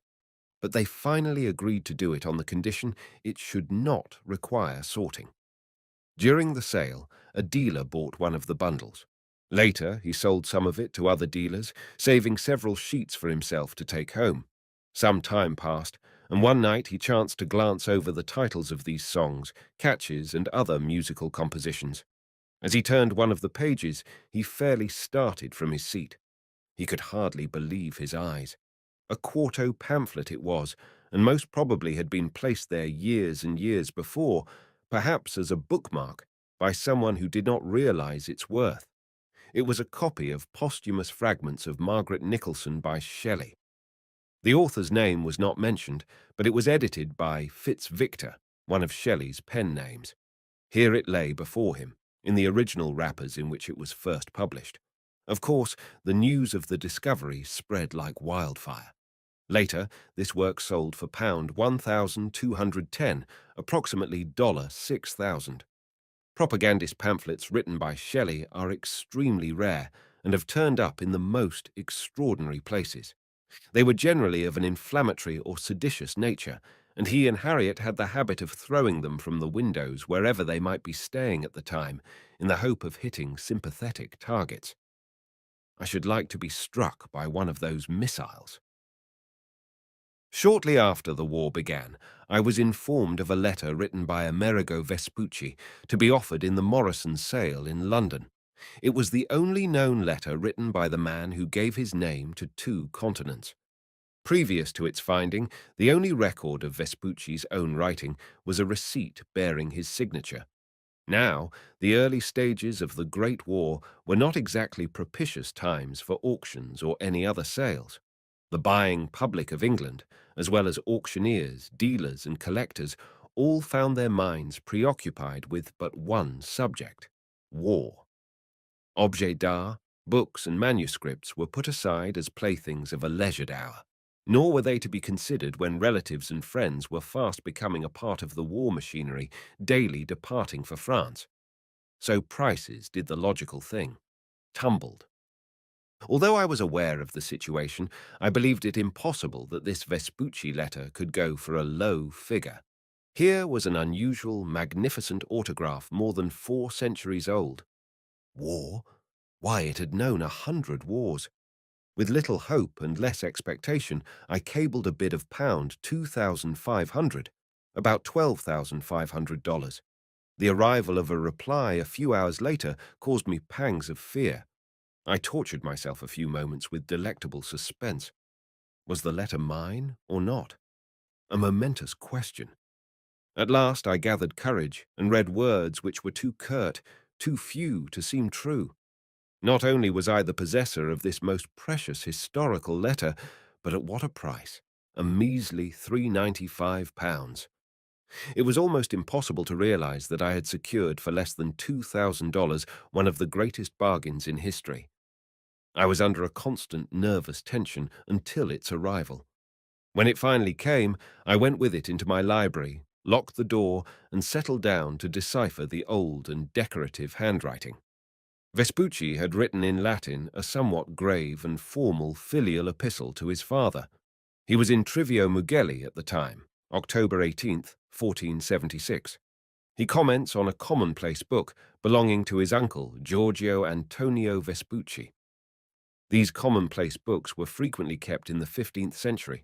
They were used to note down Greek and Latin quotations, the common information of the period. I had hardly finished reading this before some mental click went off in my mind. I left my comfortable chair and walked suddenly to a corner of my bookcase. Quickly, I picked out an old manuscript in a 15th century binding. I held in my hands an ancient commonplace book. There on the title page was the written name, Giorgio Antonio Vespucci. Side by side in my library were Amerigo's only letter and Uncle Giorgio's commonplace book. I was thrilled by it all. In something of a daze, I placed the two on the table before me. Separated for nearly 500 years, they were again together. Where had they been those 5 centuries? What had they seen and heard? If someone had thrown a diamond into the middle of the ocean to recover it years later, it could not have been a greater miracle than this almost impossible literary remating. Now, the letter and the volume are in the Pierpont Morgan Library, united forever. Some collectors, to my eternal amazement, are completely satisfied with small libraries. This desire for a limited number of exquisite books originated in France centuries ago. Many of the wealthiest and most meticulous book lovers went in for what is known as cabinet collecting. They liked small books which they could handle easily, and found no interest in the first edition of even an important classic if it were large. Diane de Poitiers was one of the first cabinet collectors. The beloved of Henry II, she would doubtless be forgotten by collectors today if she had not, like Cardinal Wolsey, loved her books more than her king. When she became a widow, Diane immediately stamped her volumes with a laurel springing from a tomb with the motto, "I live alone in grief." But when she began her friendship with Henry, she suppressed both the tomb and the legend. In her boudoir in the Château d'Anay, just outside of Paris, long after her death, a small case was found filled with the most precious volumes, all in beautiful bindings of red and citron morocco, decorated with the crescents of Diana, the book huntress. This little nest of bookish nuggets was not found until 1723, but was in perfect condition. The diversity of its contents was amusing. The fathers of the church nestled close to some of the most risque stories of that time, and the poets stood side by side with treatises on medicine and the management of the household. It has always been of interest to me that in the small collection of Diane de Poitiers were 2 books relating to this country, thus making her one of the earliest collectors of Americana. The first was Servet's edition of Ptolemy's Geography, dated 1541, and the other, Les Singularités de la France Antarctique, autrement nommée Amérique, brought out 17 years later. Perhaps the man who makes a covenant with himself to buy only a small number of books, imitating the French collectors, is the happiest and wisest of us all. He knows in his mind the location of every volume on his shelves. At least he runs little chance of finding himself in the position which was forced upon me several years ago. I had purchased a first edition of Defoe's Robinson Crusoe, published in 1719, for which I paid $2,500. Along with thousands of other volumes on my shelves, I had not thought for months of poor old Crusoe and his man Friday. One day, however, a stranger came to see me, announcing with a great air of assurance he had a really fine book which he knew would delight me. Just how much, neither of us realized until it was removed from its brown paper wrapping. Then I recognized the binding, and that it was my own Robinson Crusoe. I concealed my surprise as I asked for its history and how he had come by it. With charming facility, he explained that it was left by his father-in-law to his wife, and I became furious when he wound up with the worn tale of its having been in his family for over 100 years. After he had finished his finely embroidered story, I excused myself from the room for a moment to telephone police headquarters. Returning, I directly accused him of having acquired the book dishonestly. Looking me in the eye, more in sorrow than in anger, he stood by his guns. But when he heard the echo of heavy footsteps beyond my study door, he broke down and told me a sordid, hard-luck story which made me feel rather sorry for him. I learned then that he had also bought other volumes from a man who had been employed by me some months before. He paid a few dollars for each book. I asked him for the names of the others and was relieved that they did not compare in value to the Robinson Crusoe, and they were delivered to his junk shop.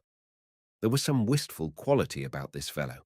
Aside from his dishonesty, he spoke of books as though he loved them. I could not prosecute him. Again, I left the room, this time to tell the two detectives who were waiting that I would not press the charge. And it did seem most unfortunate for him that he came to me, of all people in the world, with that Robinson Crusoe. The modern book lover who gratifies his taste with a small collection usually starts off with what he calls a logical reason for his fixed policy. Some men will collect everything they can find which has been written by or associated with an author they love, generally some writer who has had a definite influence upon their lives.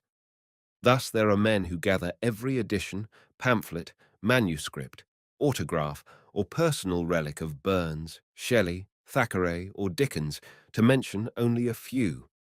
Other sentimentalists must have every line of verse by the poet whose rhythmic genius has struck sparks of music or passion in their own souls. On the other hand, a practical person, such as an Arctic explorer, will hunt out every known document mentioning the Arctic, while his colleague, the African explorer, follows suit with his desires for all works concerning his favorite quarter of the globe. For years I have had a charming customer who is a romanticist, if ever there was one. Her enthusiasm is for books on those idealistic lands beyond the mountains or behind the moon about which English writers of all centuries have delighted to weave strange, fantastic tales, such as Sir Thomas More's Utopia and Sir Philip Sidney's Arcadia. Then there is another customer, with his vivid remembrance of old vintages, whose standing order since the passing of the Volstead Act has kept us busy gathering all editions and early works mentioning ardent spirits. He smacks his lips with gusto when he obtains a particularly rare one. Another great amateur's favourite subject is everything relating to tobacco. English authors from Ben Jonson to Charles Lamb allowed their love of tobacco to permeate their works, and it is therefore a delightful task, especially to an inveterate smoker, to pick up here and there old books in which the authors endearingly mention Perique and cigars of the Havana. I recently owned a rare little volume on which Charles Lamb had spilled some ale, and in which were found remnants of tobacco. This might have caused a battle royal between the two friends above mentioned, and, as I could not divide the volume, I, like King Solomon on a more famous occasion, sold it to a collector who was interested in gentle Elia for his dear self alone. Very often these specialists have a change of heart. Their tastes broaden, and they develop into the maddest collectors of all. Perhaps they suddenly realize the limited span of even a collector's life and find they are missing many enchanting bypaths along the high road of books. When Richard Haber, the greatest bibliomaniac who ever lived, began his library, he was interested only in purely classical works. This English gentleman, although he has been dead for nearly 100 years, still survives, enshrined in every true bookman's heart. To recognize in oneself the symptoms of becoming the fiercest and strongest of all bibliomaniacs, so Haber is described, what secret joy and satisfaction. Haber's library grew to enormous proportions, and when he died, he left more than 150,000 volumes. Like Earl Spencer, it was necessary for him to have many houses just to hold his books. 8 establishments there were on the continent and in England, each overrun with books. It was he who started the craze for duplicate copies, explaining that no one could afford to be without 3 copies of a book, one for show, the second for use, and the third for borrowers. Everybody knows it is never quite safe to lend an umbrella, even to one's dearest friend. The very act of lending seems to demoralize the borrower, who thinks not of the rainy days to come. If there is scant hope of ever seeing the umbrella again, how much less is there for a borrowed book, unless it happens to be a rare one? In that case, it may be discovered several generations later, when the worried and loving owner, who by this time is reclining in some bookish nirvana, cares little for earthly treasures. How many great literary finds have been made as a result of careless borrowers, I wonder? There is the case of a certain Englishman who, several years ago, borrowed some early English books, printed by Caxton and Wynkin de Ward, from the libraries of Lincoln and Peterborough cathedrals. Lest they should be missed immediately, he left behind him the covers of the books, stuffed with newspapers and replaced on the shelves. The contents he carried away in his pockets. But one day, someone browsing about chanced to take down these skeleton books. The fraud was discovered and reported to all book dealers and collectors in England, so they should be on the lookout. Some of the volumes, minus bindings, have already turned up at various sales, but where they all are, no one knows. They may be discovered again somewhere, some day. One day before the war, a stranger called on Quaritch, one of the most celebrated and astute booksellers in London, to whose shop many rare books, in those days, naturally drifted. This man said he had an old book, but didn't know its value. Quaritch looked at it, and immediately recognized it as the long-lost and valuable edition of the Laws of Massachusetts, known to collectors as the General Laws and Liberties of Massachusetts, collected out of the records of the General Courts and printed at Cambridge, Massachusetts, in 1648. Inquiring of the owner what he thought he should receive for it, the man would not say. He desired Quaritch to make him an offer. Quaritch was known far and wide for his fair dealing. Now he took into consideration various facts, the most important of which was that he might have to keep the volume for some years before reselling it. He therefore offered what he felt to be a perfectly fair price, £2,500. The man looked at him in wild surmise, then gasped. He would have accepted £50 for it. But now, he said, as he put on his hat, with the layman's suspicious look in his eye, he would have to think it over. He was too frightened to make up his mind just then. He never went back to Quaritch, but shopped around a long time, selling it eventually for £5,000, a little less than $25,000. Alfred Quaritch told me that it was this experience which cured him forever of making offers on books. It is amazing how many of these first American editions have been found across the Atlantic. Several years ago, while in England, I was invited by a noted collector to inspect his library. We had been talking books for hours, and as the twilight approached, did not think to turn on the lights. I got up to leave and stumbled against a folio volume which someone had carelessly left on the floor. I carried it quickly to the window to see what it was. Opening the old calf binding in the fading light, I read the written inscription on the title page. This book was used in the trial of the Earl of Bellamont, Governor of New York. It was, to my astonishment, my Uncle Moses' old Bat Noir, the very rare First Laws of New York, printed by William Bradford in 1694. I was extremely pleased with this volume and suggested to the owner that inasmuch as it was a New York book and not particularly interesting to him, he might care to part with it, which to my joy he gracefully did. Printer Bradford has the distinction of being the first in both Philadelphia and New York. His earlier works, published in Philadelphia, loudly proclaim the hatred he had for some of the Quakers of his day. He was constantly bringing out tracts against them. When they threatened to jail him, he found it necessary to leave the city of brotherly love and settled in New York. Several years ago, I attended a sale in Philadelphia and came across a book which no one seemed to know anything about. I showed it to several other collectors who pushed it aside, believing it worthless, merely an old book. The name of the printer or the place was not upon the title page. I recognized it, however, as coming from Bradford's famous press. It was a scurrilous attack on one Samuel Jennings, Quaker, printed by Bradford in New York in 1693. Entirely composed in rhyme by John Philly, it was lengthily titled A Paraphrastical Exposition, in a letter from a gentleman in Philadelphia to his friend in Boston concerning a certain person who compared himself to Mordecai. I could not remember ever having seen an earlier dated book published in New York. Here, then, was a first, which was valuable from 3 standpoints. It was the only copy known. It was probably the first book printed in New York. It was the earliest poetical production of the New York press. I am having a reprint made so that it will be accessible to all students of history. I am sometimes given credit for discoveries which I am not in the least entitled to.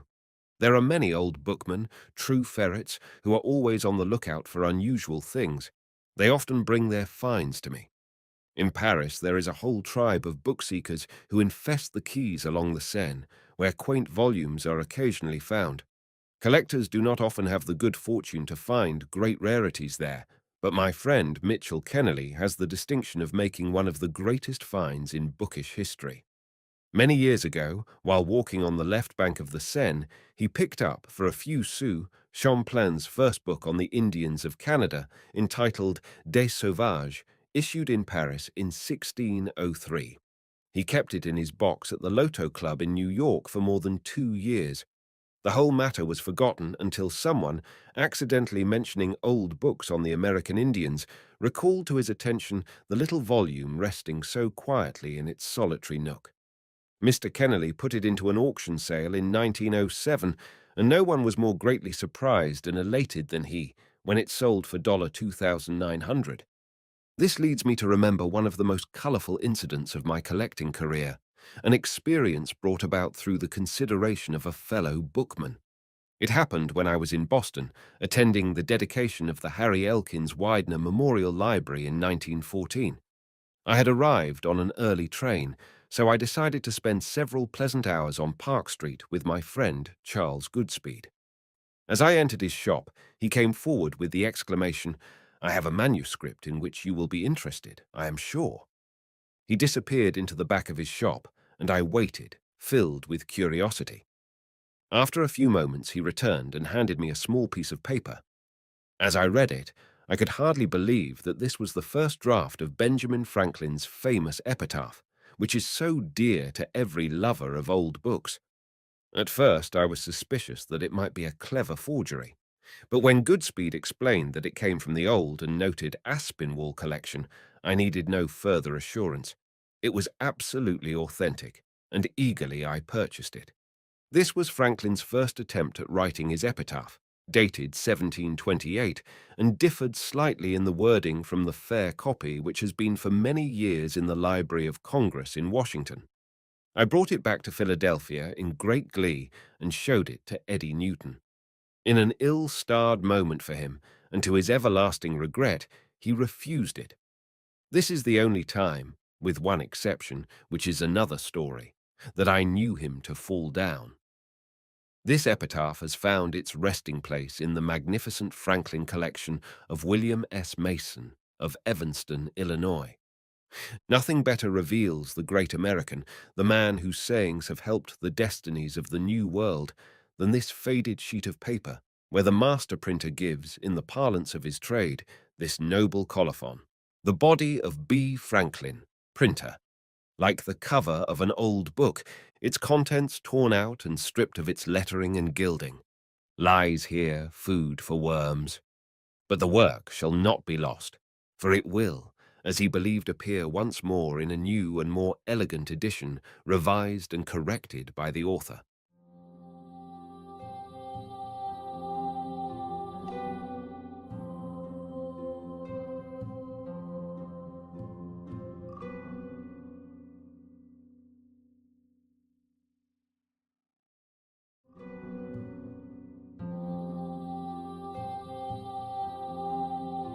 The collector's best bet, A.S.W. Rosenbach.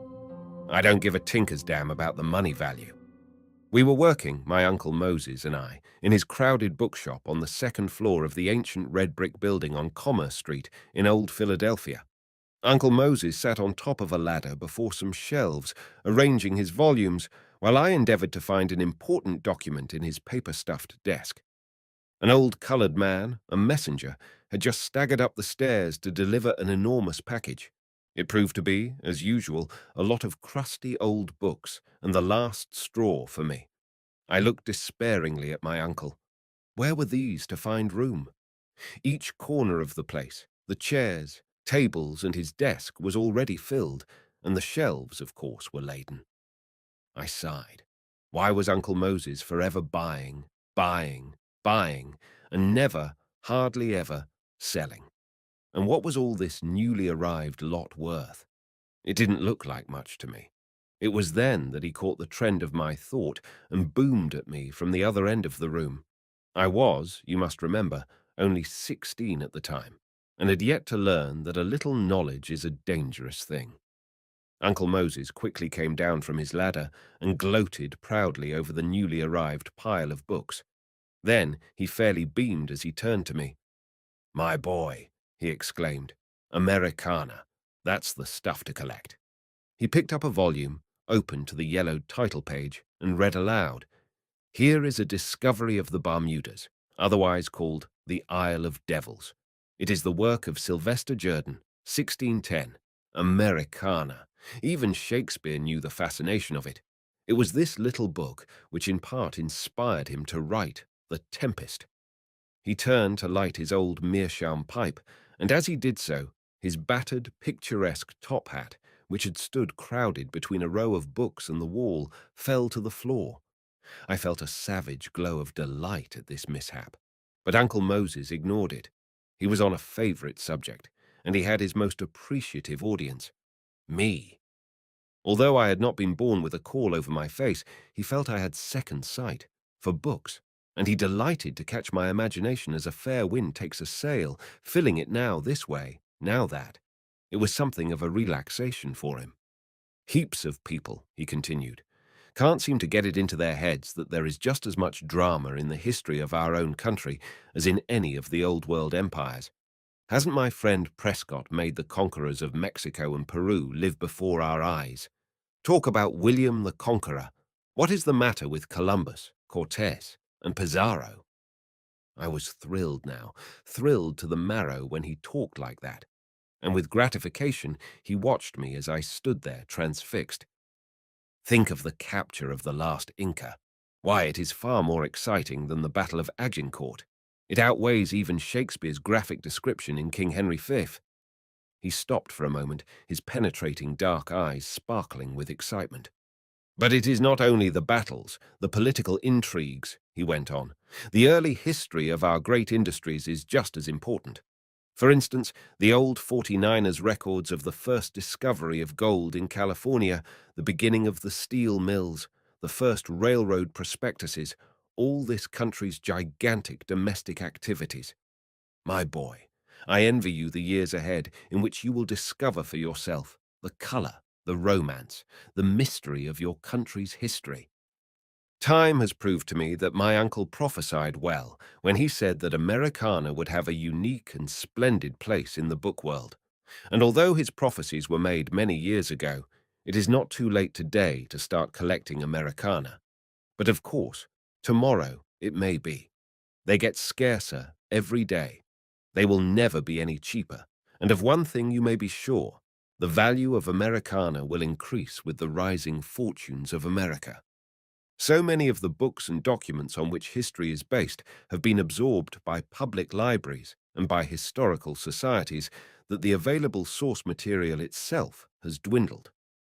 In the old days, when such friends of Moses Pollock as James Lennox, Dr. Brinley, Old Menzies, John Carter Brown, Brayton Ives, Henry C. Murphy, James Carson Brevoort, and countless others were enslaved by an inordinate passion for books, they did not have to go far afield to find the things that delighted their souls.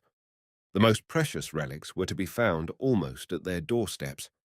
If they were in Philadelphia, it was to the bookstalls along 2nd Street they went.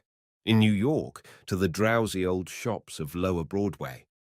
In these and other places, serious-minded young collectors, can't you see them in their stovepipe hats, their high, tight collars and enormous black satin cravats, searched in leisurely mood through the untouched treasure hoards of Americana? Indeed, those were the days when you could pick up Smith's History of Virginia for $50, almost as easily as you can secure today the latest novel of a popular writer. But budding collectors, do not despair.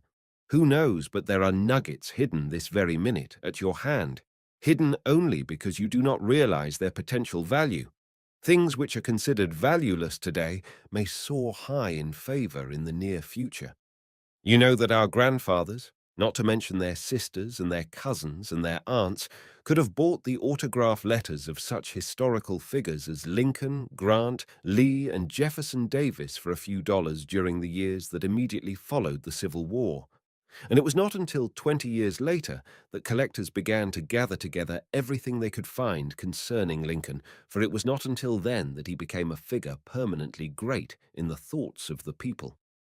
His merest pen scratch took on a definite value, which has increased steadily since then. The World War has now been over for nearly 9 years. Mementos of the conflict, which are today tolerated merely for their sentimental value, will be highly esteemed 20 years from now. They will be coveted objects, not only in the eyes of the collector, but to the perhaps more discerning ones of the historian as well. The way of the transgressor is not much harder than that of the enthusiastic bibliophile. The only difference is that the latter is sure of his eventual reward. Not a day passes that some man or woman does not appear in my library, either in Philadelphia or in New York, to offer me some curious and interesting book, tract, or letter relating to the history of this country.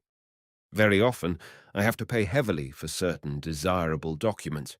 But like my Uncle Moses, I don't give a tinker's damn about the money value. I hope I am a cheerful giver when, as a result of my purchase, I discover material hitherto unknown to the historians of our country. When my brother Philip was in Spain last year, he spent several weeks touring through the picturesque towns and villages of Granada. Can you imagine his surprise and joy when one day he stopped at an ancient monastery and bought a bundle of old papers which contained a most valuable and interesting document, the original manuscript signed by the Emperor Charles V, wherein Hernando Cortés, Adelantado of the Indies, was appointed Knight of the Order of Santiago. As this order was an honor considered at that time the most distinguished and aristocratic in all Castile, it naturally showed Cortés in a light hitherto unnoted by historians. Today, this magnificent document is in the collection of my dear friend, Mr. H.V. Jones, in Minneapolis. Mr. Jones, in a surprisingly short time, has formed one of the finest libraries of books relating to this country. From the very day that Christopher Columbus discussed his great project with Queen Isabella, the stream of American history has at all times flowed tumultuously and never without color and romance. When Columbus returned to Spain from the New World, he stopped on February 14th, 1493, at Santa Maria, one of the islands of the Azores, probably to take water. 4 days before this, he had encountered the most terrific storm of his great voyage, and was convinced that he, his men, and his vessels must perish. Now Columbus realized in his heart that he was going back to Spain with news of a discovery second in importance to no other. And when it seemed that his ship might sink at any moment, he set to work to make a record of his mighty adventure, hoping that by some will of the fates it would not be lost to posterity. So, on February 14th, he carefully prepared as complete an account of his marvelous voyage as was possible under the circumstances. He wrote the details of his journey on a stout piece of parchment, wrapped it carefully in a piece of waterproof cloth, then placed it in an iron-bound barrel and threw it into the raging ocean. But the fates were kinder to Columbus than to this account made in a time of stress. Certainly this, the first record of America, written by the brave hand of Columbus, would be the most precious relic in all the chronicles of our country. Alas, that it never has been found. And if I thought there were one chance in a million of finding it, I would take my powerboat, the first folio, and cruise in the neighborhood of the Azores forever. It is also curious that another letter, which Columbus wrote the day after he arrived at Santa Maria to his friend Luis de Santangel, has never been found. Nor has another and more concise account of his experiences, which he wrote in an exultant vein to the Reyes Catholicos, Ferdinand and Isabella, immediately upon landing in Lisbon, ever seen the light of day. Every schoolchild is taught the date of Columbus's arrival at Palos, March 15th, 1493. On that very same day, he dispatched 2 letters to the court, then sitting at Barcelona. Another, much briefer and more to the point, he sent to another friend, Gabriel Sanchez, then the royal treasurer. About 1 month after Columbus returned to Spain, a second letter which he indited to Louis de Santangel was printed on 2 leaves, folio size.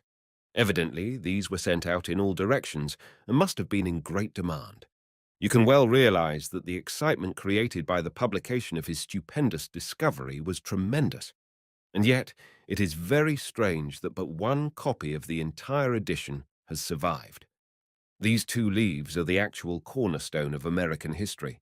They are worth not only their weight in radium many times over, but to the book lover, his very chances of paradise. They are now, I am proud to state, not in some musty old castle of Spain, but in the Lenox Foundation, a part of the New York Public Library, in the heart of New York City. There, if you show the appropriate desire, you may see it any day. Some authorities think this letter was printed by Rosenbach, one of the earliest Spanish printers, and probably one of my forebears. The old fool! Why didn't he save at least 1 copy for his descendants? Of the second edition of this letter, with the fates still pursuing, there is likewise but 1 remaining copy.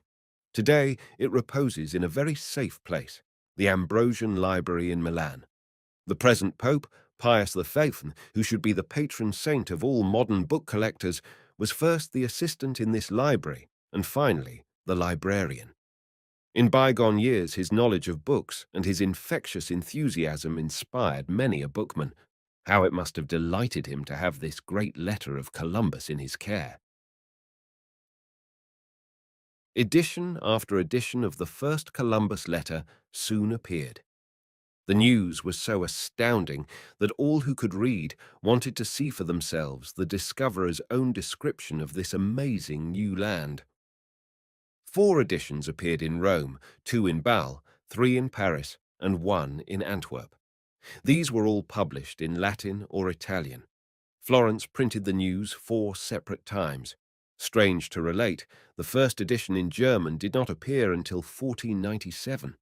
But the Germans enhanced their edition with one of the most amusing woodcuts I have ever seen. It is a picture of the King of Spain and Columbus, who seem to be explaining their great achievement, doubtless as an offering, to Jesus Christ. There were 6 copies of it known until recently, 3 of which are in this country, 1 in the Lenox Library, 1 in the John Carter Brown collection at Providence, Rhode Island, and 1 in the safekeeping of the Huntington Library. But only last year, when I visited an old library in the west of England, the private collection of a friend of mine, I had a curious experience. It was at that hour which is neither day nor night, and the dressing gong for dinner had sounded. I put my hand out in the half-light to steady myself after tea, and touched, not the fil de chambre, as Sterne relates in his Sentimental Journey, but the edges of something projecting from a shelf of an old bookcase. I had the strange feeling of an omen about to be realized, one of those peculiar premonitions women are always boasting of. I loosened the books on either side, drew out the object, and went soberly to the nearest window, to find that I had not one, but 2 copies of this German Columbus letter. That was enough to stagger anyone. One is now in the collection of that great lover and connoisseur of books, Mr. Grenville Kane, of Tuxedo Park, New York, who is now the doyen of American collectors. The other is cherished by my old friend, Mr. H.V. Jones. The story of this country unfolds itself like some gorgeous panorama as you look through the books which chronicle the stirring times of the early adventurers. Who wouldn't choose to hear tales from actual eyewitnesses rather than read them rehashed in a fusty history book? The principal performers in the great historical dramas have themselves told us stories of daring, of bravery, of great disasters and victories. Such men were Amerigo Vespucci, Waldseemüller, the famous geographer, whose Cosmographia Introductio, published at Saint-Dié in 1507, was the first book which gave the name America to the New World.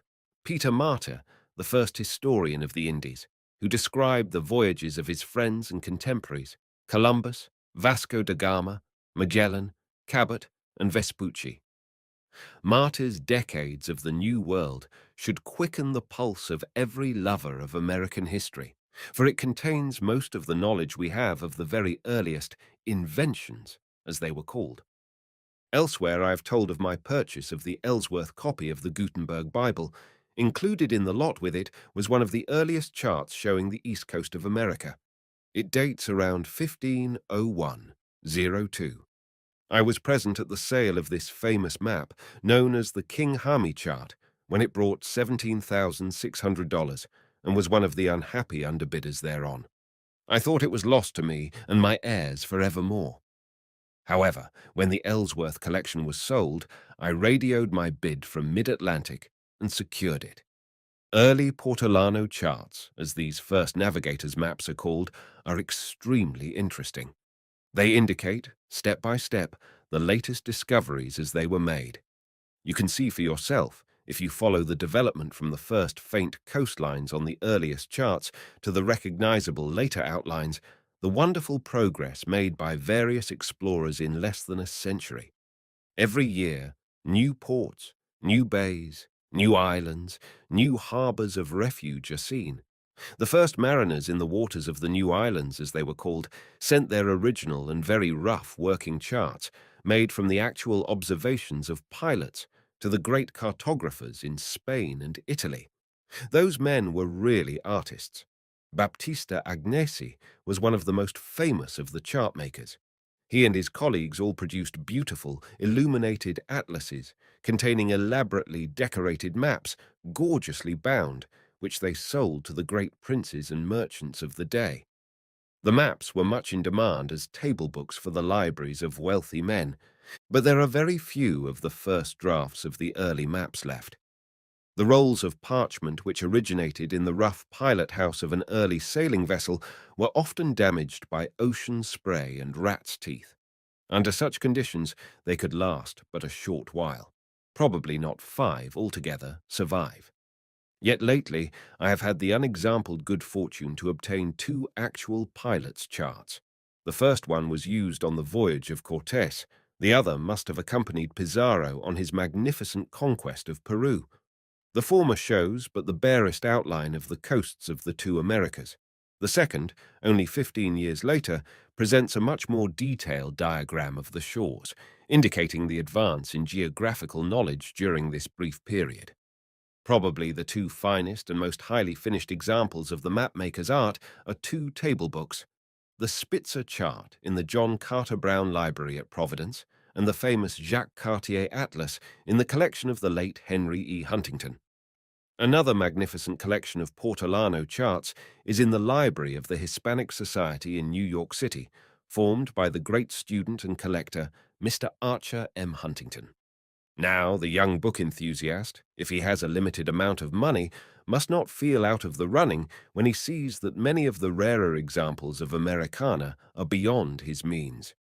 Indeed, the discriminating collector seeks not only the great and costly pieces, such as Richard Hakluyt's Divers Voyages touching the discovery of America, 1582, complete with both maps, Thomas Harriot's brief and true report of the newfound land of Virginia, 1588, Francis Drake's West Indian Voyage, 1589, or that wonderful collection, the most elaborate ever compiled about America, known as de Brye's Voyages.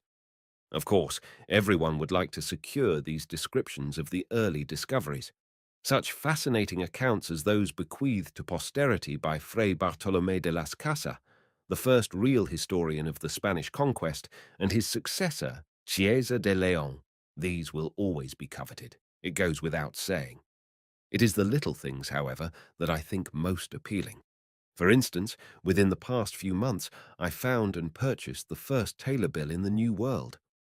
It was the original invoice sent to Hernando de Soto in 1536, several years before he made his momentous discovery of the Mississippi River. The bill was dated from Lima, the city of the kings, which had only been founded in 1535. There were 40 items listed. Bolts of the finest black velvets and satins, yards and yards of scarlet taffeta for linings.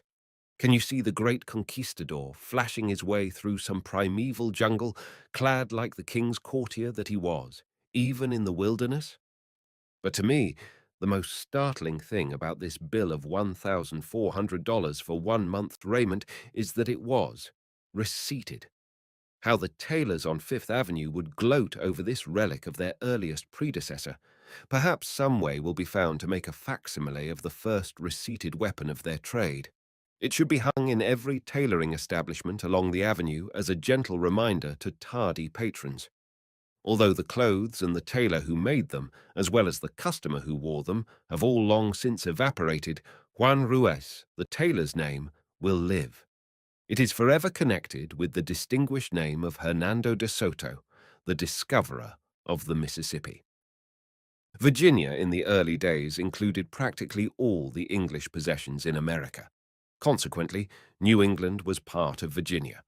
The first books relating to this English colony in the New World are all of abounding interest. The history of settlements such as these, of fierce and frequent fights with Indians, or the gentler tale of Raleigh and his pipe of tobacco, reads like a dime novel. Of course, all these descriptions are entrancingly rare, and the acquisition of any one of them will make a dent in the most astute pocketbook. As a rule, these tracts were ephemeral publications, not unlike much of the pamphlet literature that is issued today. They were small quarto volumes, sometimes comprising only 8 or 10 leaves. After they were read, they doubtless were cast into the 17th century equivalent of the waste paper basket, and that is why so few are in existence today. The cherished survivors have been preserved because they were bound together in volumes at the time they were issued. Recently, in the library of an old London house, I came across one of these precious collections containing 23 of the rarest pamphlets relating to America. Bound therein were such collectors' darlings as Brereton's Brief and True Relation of the Discovery of the Northern Part of Virginia, 1602. James Rosier's A True Relation of the Most Prosperous Voyage made this present year 1605 in the Discovery of the Land of Virginia, published in London in 1605, and embedded in the centre of the volume, like a choice nugget, was the first work of the redoubtable Captain John Smith, entitled A True Relation of Such Occurrences and Accidents of Note as Hath Happened in Virginia, London, 1608. "Have you any other books or pamphlets relating to America?" I asked the distinguished owner after I had purchased this volume, which was worth many thousands of pounds. He thought for so long before answering that I was afraid he had nothing. When I had almost given up hope, he said suddenly, Would you be interested in a presentation copy of Captain Smith's General History of Virginia, 1624? What are you trying to do? Pull my leg? No, really, he replied. Here it is. He walked the length of the great room to an enormous bookcase with glass doors and tenderly extracted a tall, slim book. The arms of England were impressed in gold upon the covers. To say I was astounded is to express it mildly. And there, covering the whole flyleaf in front of the beautifully engraved title page, was the only known specimen of handwriting of the celebrated Governor and Admiral of New England, as Captain Smith was dubbed thereon. Smith's Virginia is in many respects the standard example of English Americana.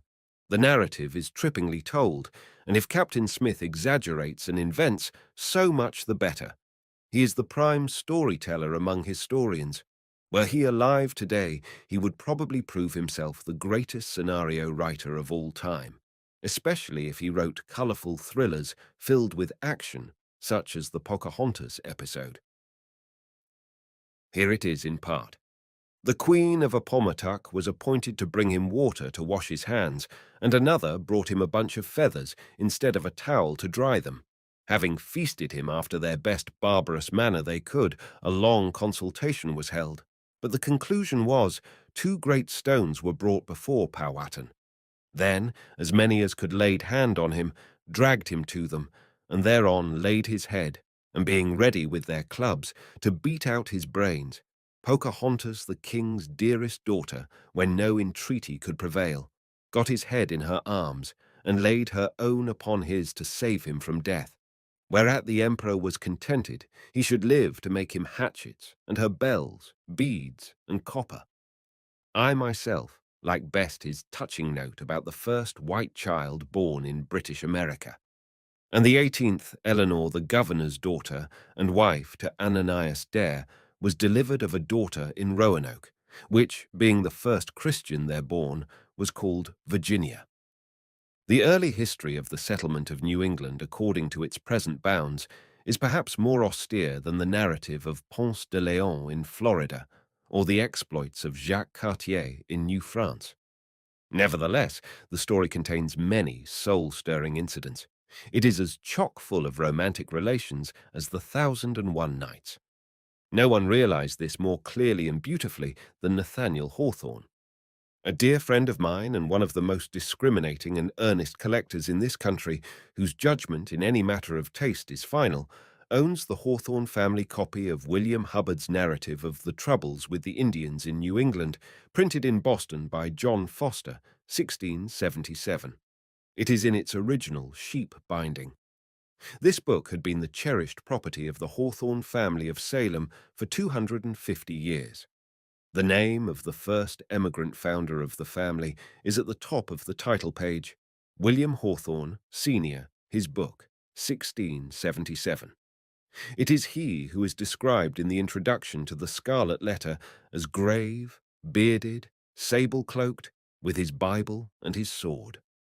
The second owner, his son, and not less famous as the notorious witch judge of Salem, placed his autograph at the bottom of the title page. John Hathorne, his book. The book next descended to his son, who wrote on the flyleaf, Joseph Hathorne, his book, 1739–40. And so it went from father to son for many more generations, finally becoming the possession of Nathaniel Hawthorne.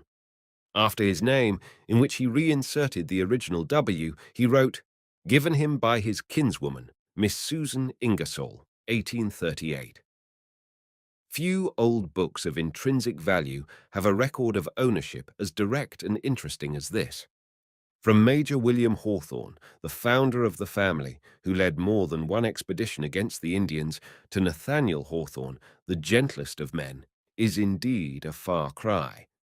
New England is fortunate in possessing 2 interesting and authentic manuscript narratives of its earliest history. Governor Winthrop's Journal, or History of New England, is one, and William Bradford's History of Plymouth Plantation the other. Both, although written in a somewhat formal manner, contain the most realistic description of life in the colonies. Probably the two most important printed books of this period are George Mort's A Relation or Journal of the Beginning and Proceedings of the English Plantation, settled at Plymouth in New England, London, 1622, and the first published history of Massachusetts, William Wood's New England's Prospect, London, 1634. The first work published in English about New York is entitled The Second Part of the Tragedy of Amboina, 1653. It is really a controversial pamphlet in which the early Dutch colonists were accused of trying to induce the Indians to murder the English settlers who had come down from New England. But the first true history of New York was Daniel Denton's A Brief Description of New York, first called New Netherlands, 1670. In those days it was the fashion to malign the Dutch, and families such as the De Pasters and the Van Rensselaers were not so prominent socially as their descendants are today. The first account of Pennsylvania was written by none other than William Penn himself and published in London in 1681. Although Penn had never seen this country at the time, he wrote a most glowing account of it, proving that the press agent Bacillus was even then alive. This wonderful Quaker wanted colonists to develop the grant which was given him in settlement of the Crown's debt to his father. It is no wonder that in a virulent tract the better classes of England showed their distaste for his business activities, which they considered unbecoming to his religion and his position. That naughty little pamphlet is entitled William Penn's Conversion from a Gentleman to a Quaker. One could dwell for an indefinite time upon books and tracts dealing with the fascinating events of early life in the colonies. Every leaflet printed in this country from the time the first press was established in Cambridge in 1640 until the year 1700 is of value. After that date, they must relate to historical events or prominent personages to prove their worth. Every early newspaper printed in America, every broadsheet, every autograph letter or manuscript containing real meat for the historian is of value. Many youthful collectors approach those older ones who have been through the mill, asking for tips. In the beginning, they all believe there is some secret which may be learned by diligent questioners. Well, here is a secret, but it is an open one. If the young bibliophile will search in the older towns of the 13 original colonies, he is bound in time to turn up unknown treasures. I only wish I had the time to do some quiet delving myself.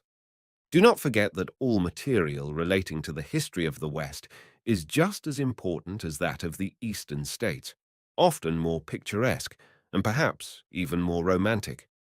Take, for instance, the first book published in San Francisco in 1848 to 49. It will in time be just as valuable as the first book printed in Philadelphia in 1685. The 3,000 miles between the two cities, one on the Atlantic coast, the other on the Pacific, show the tide of settlement of our country. It was only 75 years ago that the first guidebooks were published in eastern cities, showing ways to travel to the far west, giving tables of distances and other information for the emigrant. They were the road maps of the stalwart pioneers who packed wife, children, and chattels into a covered wagon and took the shortest route to that part of the uninhabited plains which they hoped would be their El Dorado. All these are important stones in the foundation of history. There are books printed within the past 25 years which contain important source material concerning the particular parts of the country they describe. Some of these books bring very high prices even today. What would Zenas Leonard have thought had he known that his simple little narrative, published at Clearfield, Pennsylvania, in 1839, would in less than 90 years be battled for in the auction rooms? This tale of his adventures of 5 years trapping for furs and trading with Indians in the Rocky Mountains is sought today as a most desirable addition to a library of Americana. I saw a copy sell at auction not long ago for $1,700. Although the printed books relating to America are fascinating and instructive, autographs make the incidents they describe alive and vivid for us. Every true collector is strongly moved when he sees the autograph of a great personage in his country's history, and after all, the printed word must have a certain coldness and formality. Indeed, it is perhaps a part of its beauty. But words written down by the actor himself as he helps to complete the drama are personal things which unfailingly appeal to the imagination. No wonder collectors everywhere are doing their utmost to uncover from the debris of a past-age autograph letters relating to the Revolution, and particularly to the 56 signers of the Declaration of Independence. The highest auction price of any autograph was paid on March 16th of this year for a Button Gwinnett signature. When the auctioneer of the Anderson Galleries in New York City knocked it down to me for $51,000, I was tickled to death. It was the only 1776 Button Gwinnett letter about national affairs that had ever been sold. This particular autograph is now the most famous one in the world, and at the price paid figures about $3,600 a letter. It is a strange commentary on the vagaries of fame that you can buy a signature of Napoleon for $10 a letter. During the last 6 months, quotations on Button Gwinnett Preferred have jumped 65%. A shocking tale is told of the rapid rise of American autograph material. A friend of mine decided to sell at auction his magnificent collection of letters of signers, famous generals, presidents of the United States, and other historical characters. He had bought them not many years ago. When the evening of the sale arrived, Mr. G was there with his wife. He carried a catalogue marked with the cost of each item. The first number in the sale, which cost him $1.45, brought $250. The next, for which he had paid $80, fetched $800, and so on, until about 15 items were sold. His wife, who was watching his catalogue over his shoulder and who could hardly contain herself any longer, exclaimed, "My, Dr. R is going strong tonight. Why, that letter, which just sold for $1,650 you bought from him only a little while ago for $360. I feel like laughing out loud." "If you do," her husband threatened, "I'll take you by the hair, drag you outside, and strangle you." At this, his wife was quiescent for a few minutes. The prices were still mounting. She then wrote on a card which she passed to Mr. G. "I can smile, can't I?" "That goes for smiling too," replied her husband. About 5 years ago, I was especially interested in all material relating to Paul Revere and his celebrated ride. In the midst of my researches, a gentleman called upon me one day and showed me a series of volumes which contained most important papers relating to the Revolutionary period. On looking through them, I was amazed to run across the following outstanding document, which is dated Cambridge, April 29th, 1775, 10 days after Revere's famous exploit. It is as follows. "This may certify that the bearer Mr. Paul Revere is a messenger to the Committee of Safety, and that all dispatch and assistance be given him in all instances, that the business of the colony may be facilitated. J.O.S. Warren, Chan." Poor General Warren, who signed Revere's commission as messenger, was killed a few weeks later at the Battle of Bunker Hill. Although I freely admit that this letter belongs in the archives of New England, you may be sure I keep it well within my reach. I don't care to have those doughty New England historians, such as Dr. Charles L. Nichols, Clarence S. Brigham, George Parker Winship, and Lawrence C. Roth, come pouncing down as a mighty host and demand it of me. It is surprising how things fall the collector's way in series. As I have related in a previous article, I have the only certified copy of the Declaration of Independence that is outside the public archives. But I always hankered after a letter written by a signer who was an eyewitness on that July 4th, 150 years ago, a letter telling about the actual signing of the Declaration of Independence. For 22 long years I searched for it, and was delightfully shocked one day to read in an auction catalogue a description of the following letter by Caesar Rodney, the signer from Delaware, to his brother, Thomas Rodney, dated Philadelphia, July 4th, 1776. You may be sure I gobbled up this letter. Rodney wrote, "I arrived in Congress the detained by thunder and rain time enough to give my voice in the matter of independence. It is now determined by the 13 United Colonies without even one dissenting colony. We have now got through with the whole of the Declaration and ordered it to be printed so that you will soon have the pleasure of seeing it. Handbills of it will be printed and sent to the armies, cities, county towns, etc., to be published or rather proclaimed in form. I have always been peculiarly interested in anything which related to the origin and history of the American flag, and I have always wanted, with my infernal and almost feminine curiosity, to find out when it was first raised. I had found references at various times to its appearance sometime during the second year of the Revolution, but could not discover the exact date in any of the items of Americana which I had collected. One day, about 9 years ago, I was reading a manuscript, Journal of the Most Material Occurrences Preceding the Siege of Fort Schuyler by William Colbreth. As I turned the leaves of the manuscript, my attention was arrested by the following. Auct 3DE. Early this morning, a continental flag made by the officers of Colonel Gansevoort's regiment was hoisted, and a cannon levelled at the enemy's camp was fired on the occasion. This is the only authoritative account known of the first raising of the American battle flag, and it was on this day that the British troops saw for the first time the new standard of America. Some years ago, I received a seductive appeal from a Boston collector. He had purchased some wonderful books which, though they filled his shelves, depleted his purse.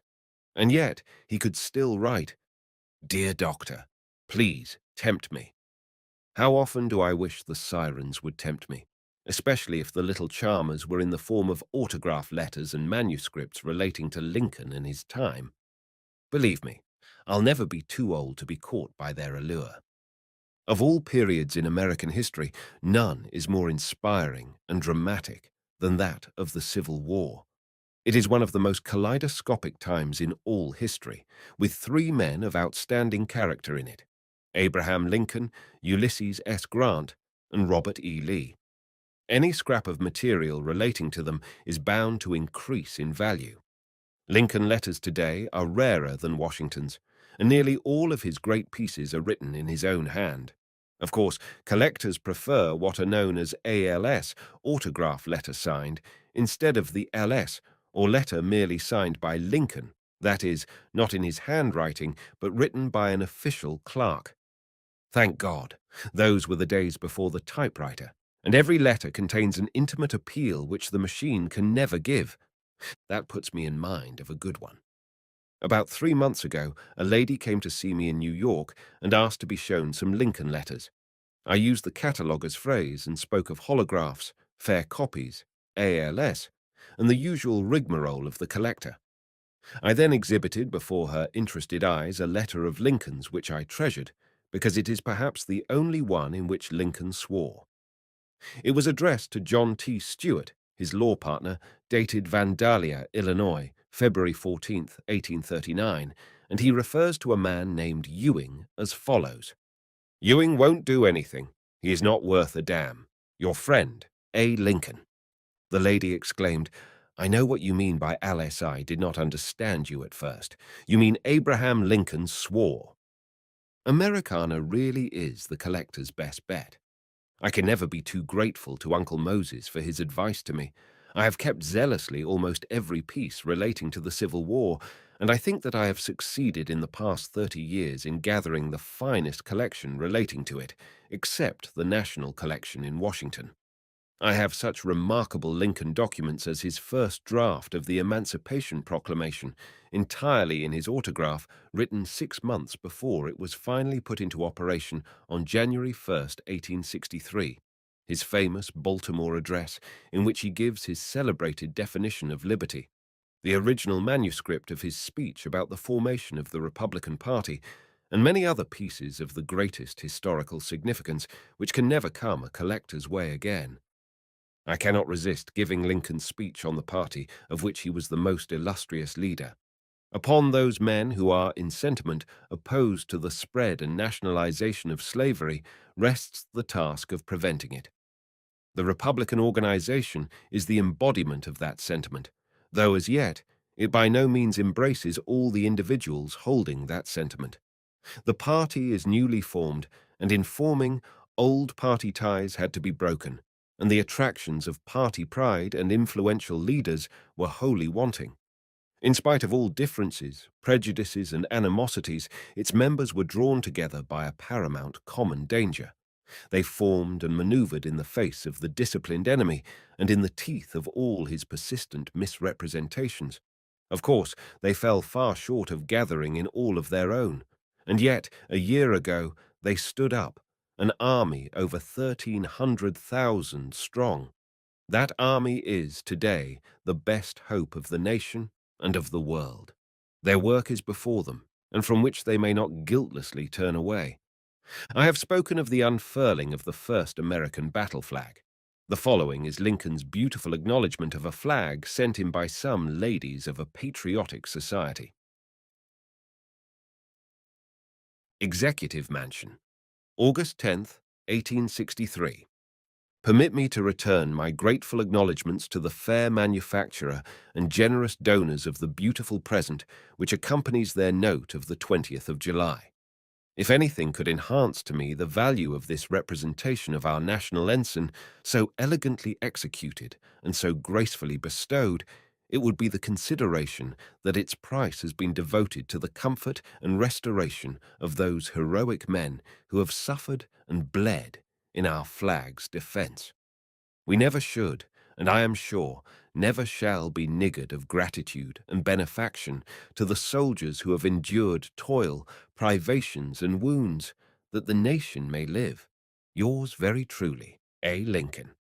I do not want to be accused of waving too often our emblem, but I must give in full 2 letters relating to the Confederate flag. They are not particularly valuable in a money sense, but I do not think any amount would tempt me to sell them. They are the kind that cannot fail to melt the heart of an old bachelor with a fondness for children.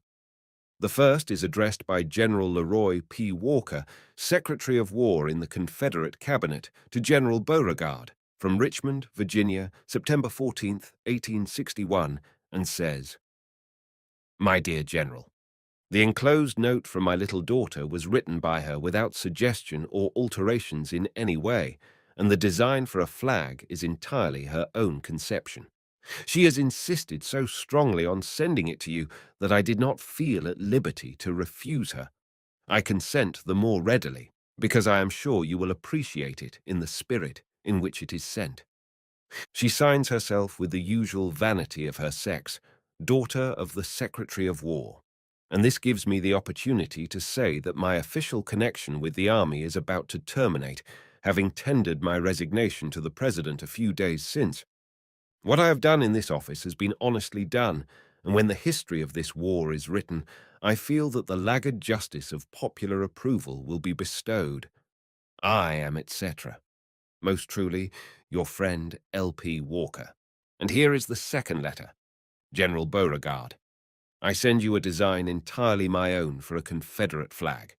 I have never been satisfied with the Confederate flag because it is too much like that of the United States. I'm a little girl 9 years old, and though I have never seen you, I feel as though I knew you. Your admirer, Matilda Pope Walker, daughter of the Secretary of War. Richmond, Virginia, September 14th. I feel that I must return for a moment to Lincoln.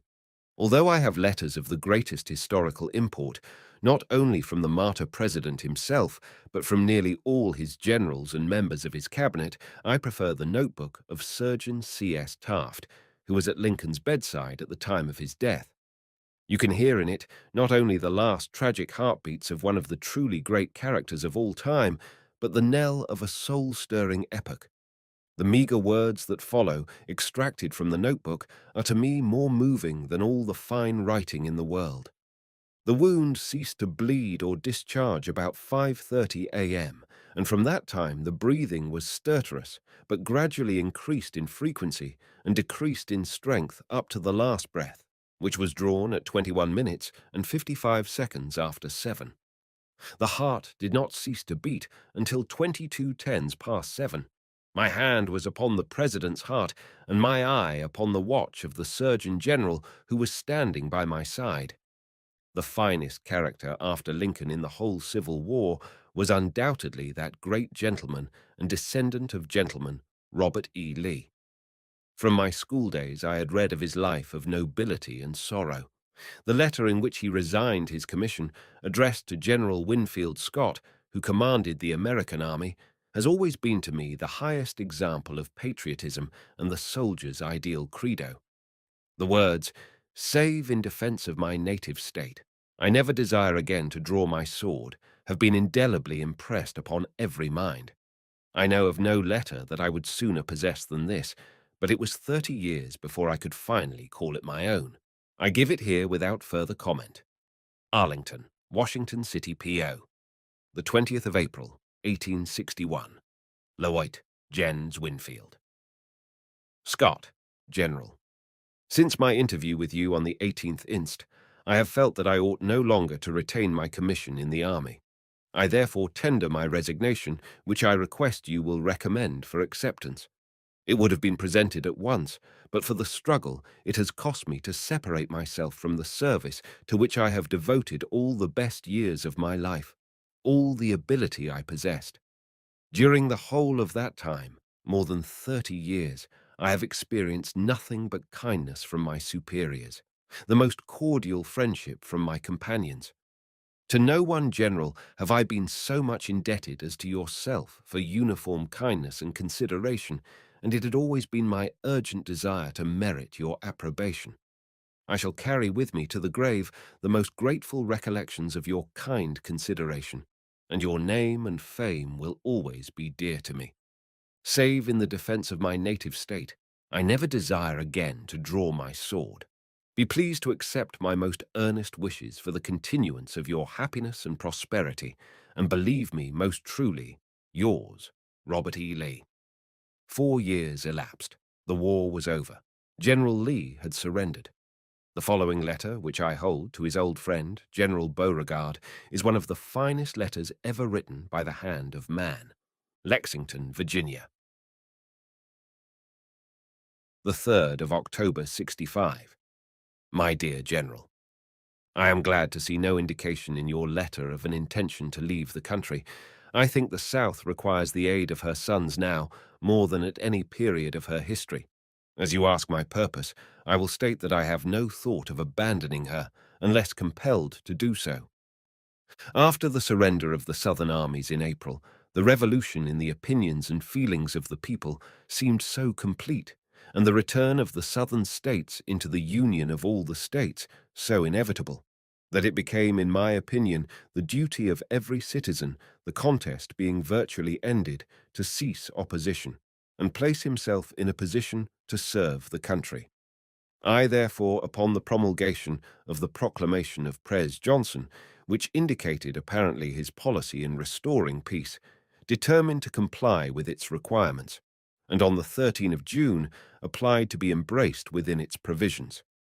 I have not heard the result of my application, but since then have been elected to the presidency of Washington College and have entered upon the duties of the office, in the hope of being of some benefit to the noble youth of our country. I need not tell you that true patriotism requires of men sometimes to act exactly contrary at one period to that which it does at another, and that the motive which impels them, viz., the desire to do right, is precisely the same. The circumstances which govern their actions undergo change, and their conduct must conform to the new order of things. History is full of illustrations of this. Washington himself is an example. At one time he fought against the French under Braddock in the service of the King of Great Britain. At another he fought with the French at Yorktown under the orders of the Continental Congress of America against him. He has not been branded by the world with reproach for this, but his course has been applauded. With sentiments of great esteem, I am most truly yours. Lee. To me, Ulysses S. Grant has always been a gigantic figure. He is probably the greatest general this country has ever produced. Nowhere are his simplicity and greatness better shown than in his letters. For some reason, they are not yet appreciated at their proper worth, but the time will come when their extraordinary merits will be recognized. They are written in a direct style, free of all elaboration, not unlike Lincoln's, but without his peculiar felicity of phrase. They are the words of a soldier, not a statesman. Two of the letters which I have are, it seems to me, without parallel for conciseness and beauty. The first, written at the beginning of the war, is to his father. May 30th, 1861. Galena, Illinois. Dear Father, I have now been home near a week, but return to Springfield today.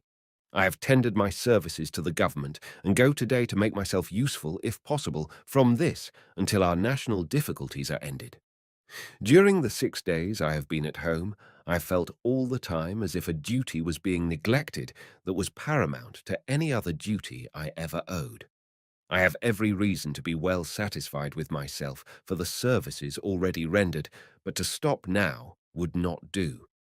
Yours truly, U.S. Grant. The second, at the war's end, is probably the finest single document in private hands today, as it is the original official telegram which ended the greatest conflict in American history. Why I was allowed to get this is one of the mysteries of collecting. It should not be in the hands of any one person, but ought to be in the safekeeping of the government. It was written in obvious haste, in his own hand, at the moment General Lee surrendered, on a page in the notebook of Grant's orderly, General Badeau. The demand for things American is not a passing fancy. It will increase in the same way as a stone gathers moss. The prices now paid for early American furniture, pottery, glass, and pictures are but an indication of a movement yet in its infancy. Even collectors in England, such as that eminent enthusiast, Sir R. Leicester Harmsworth, Bart., are gathering objects of interest relating to this country. It is only meet and proper that Americans themselves should tenderly cherish the primal, honest, unpretentious things to which this country owes its greatness.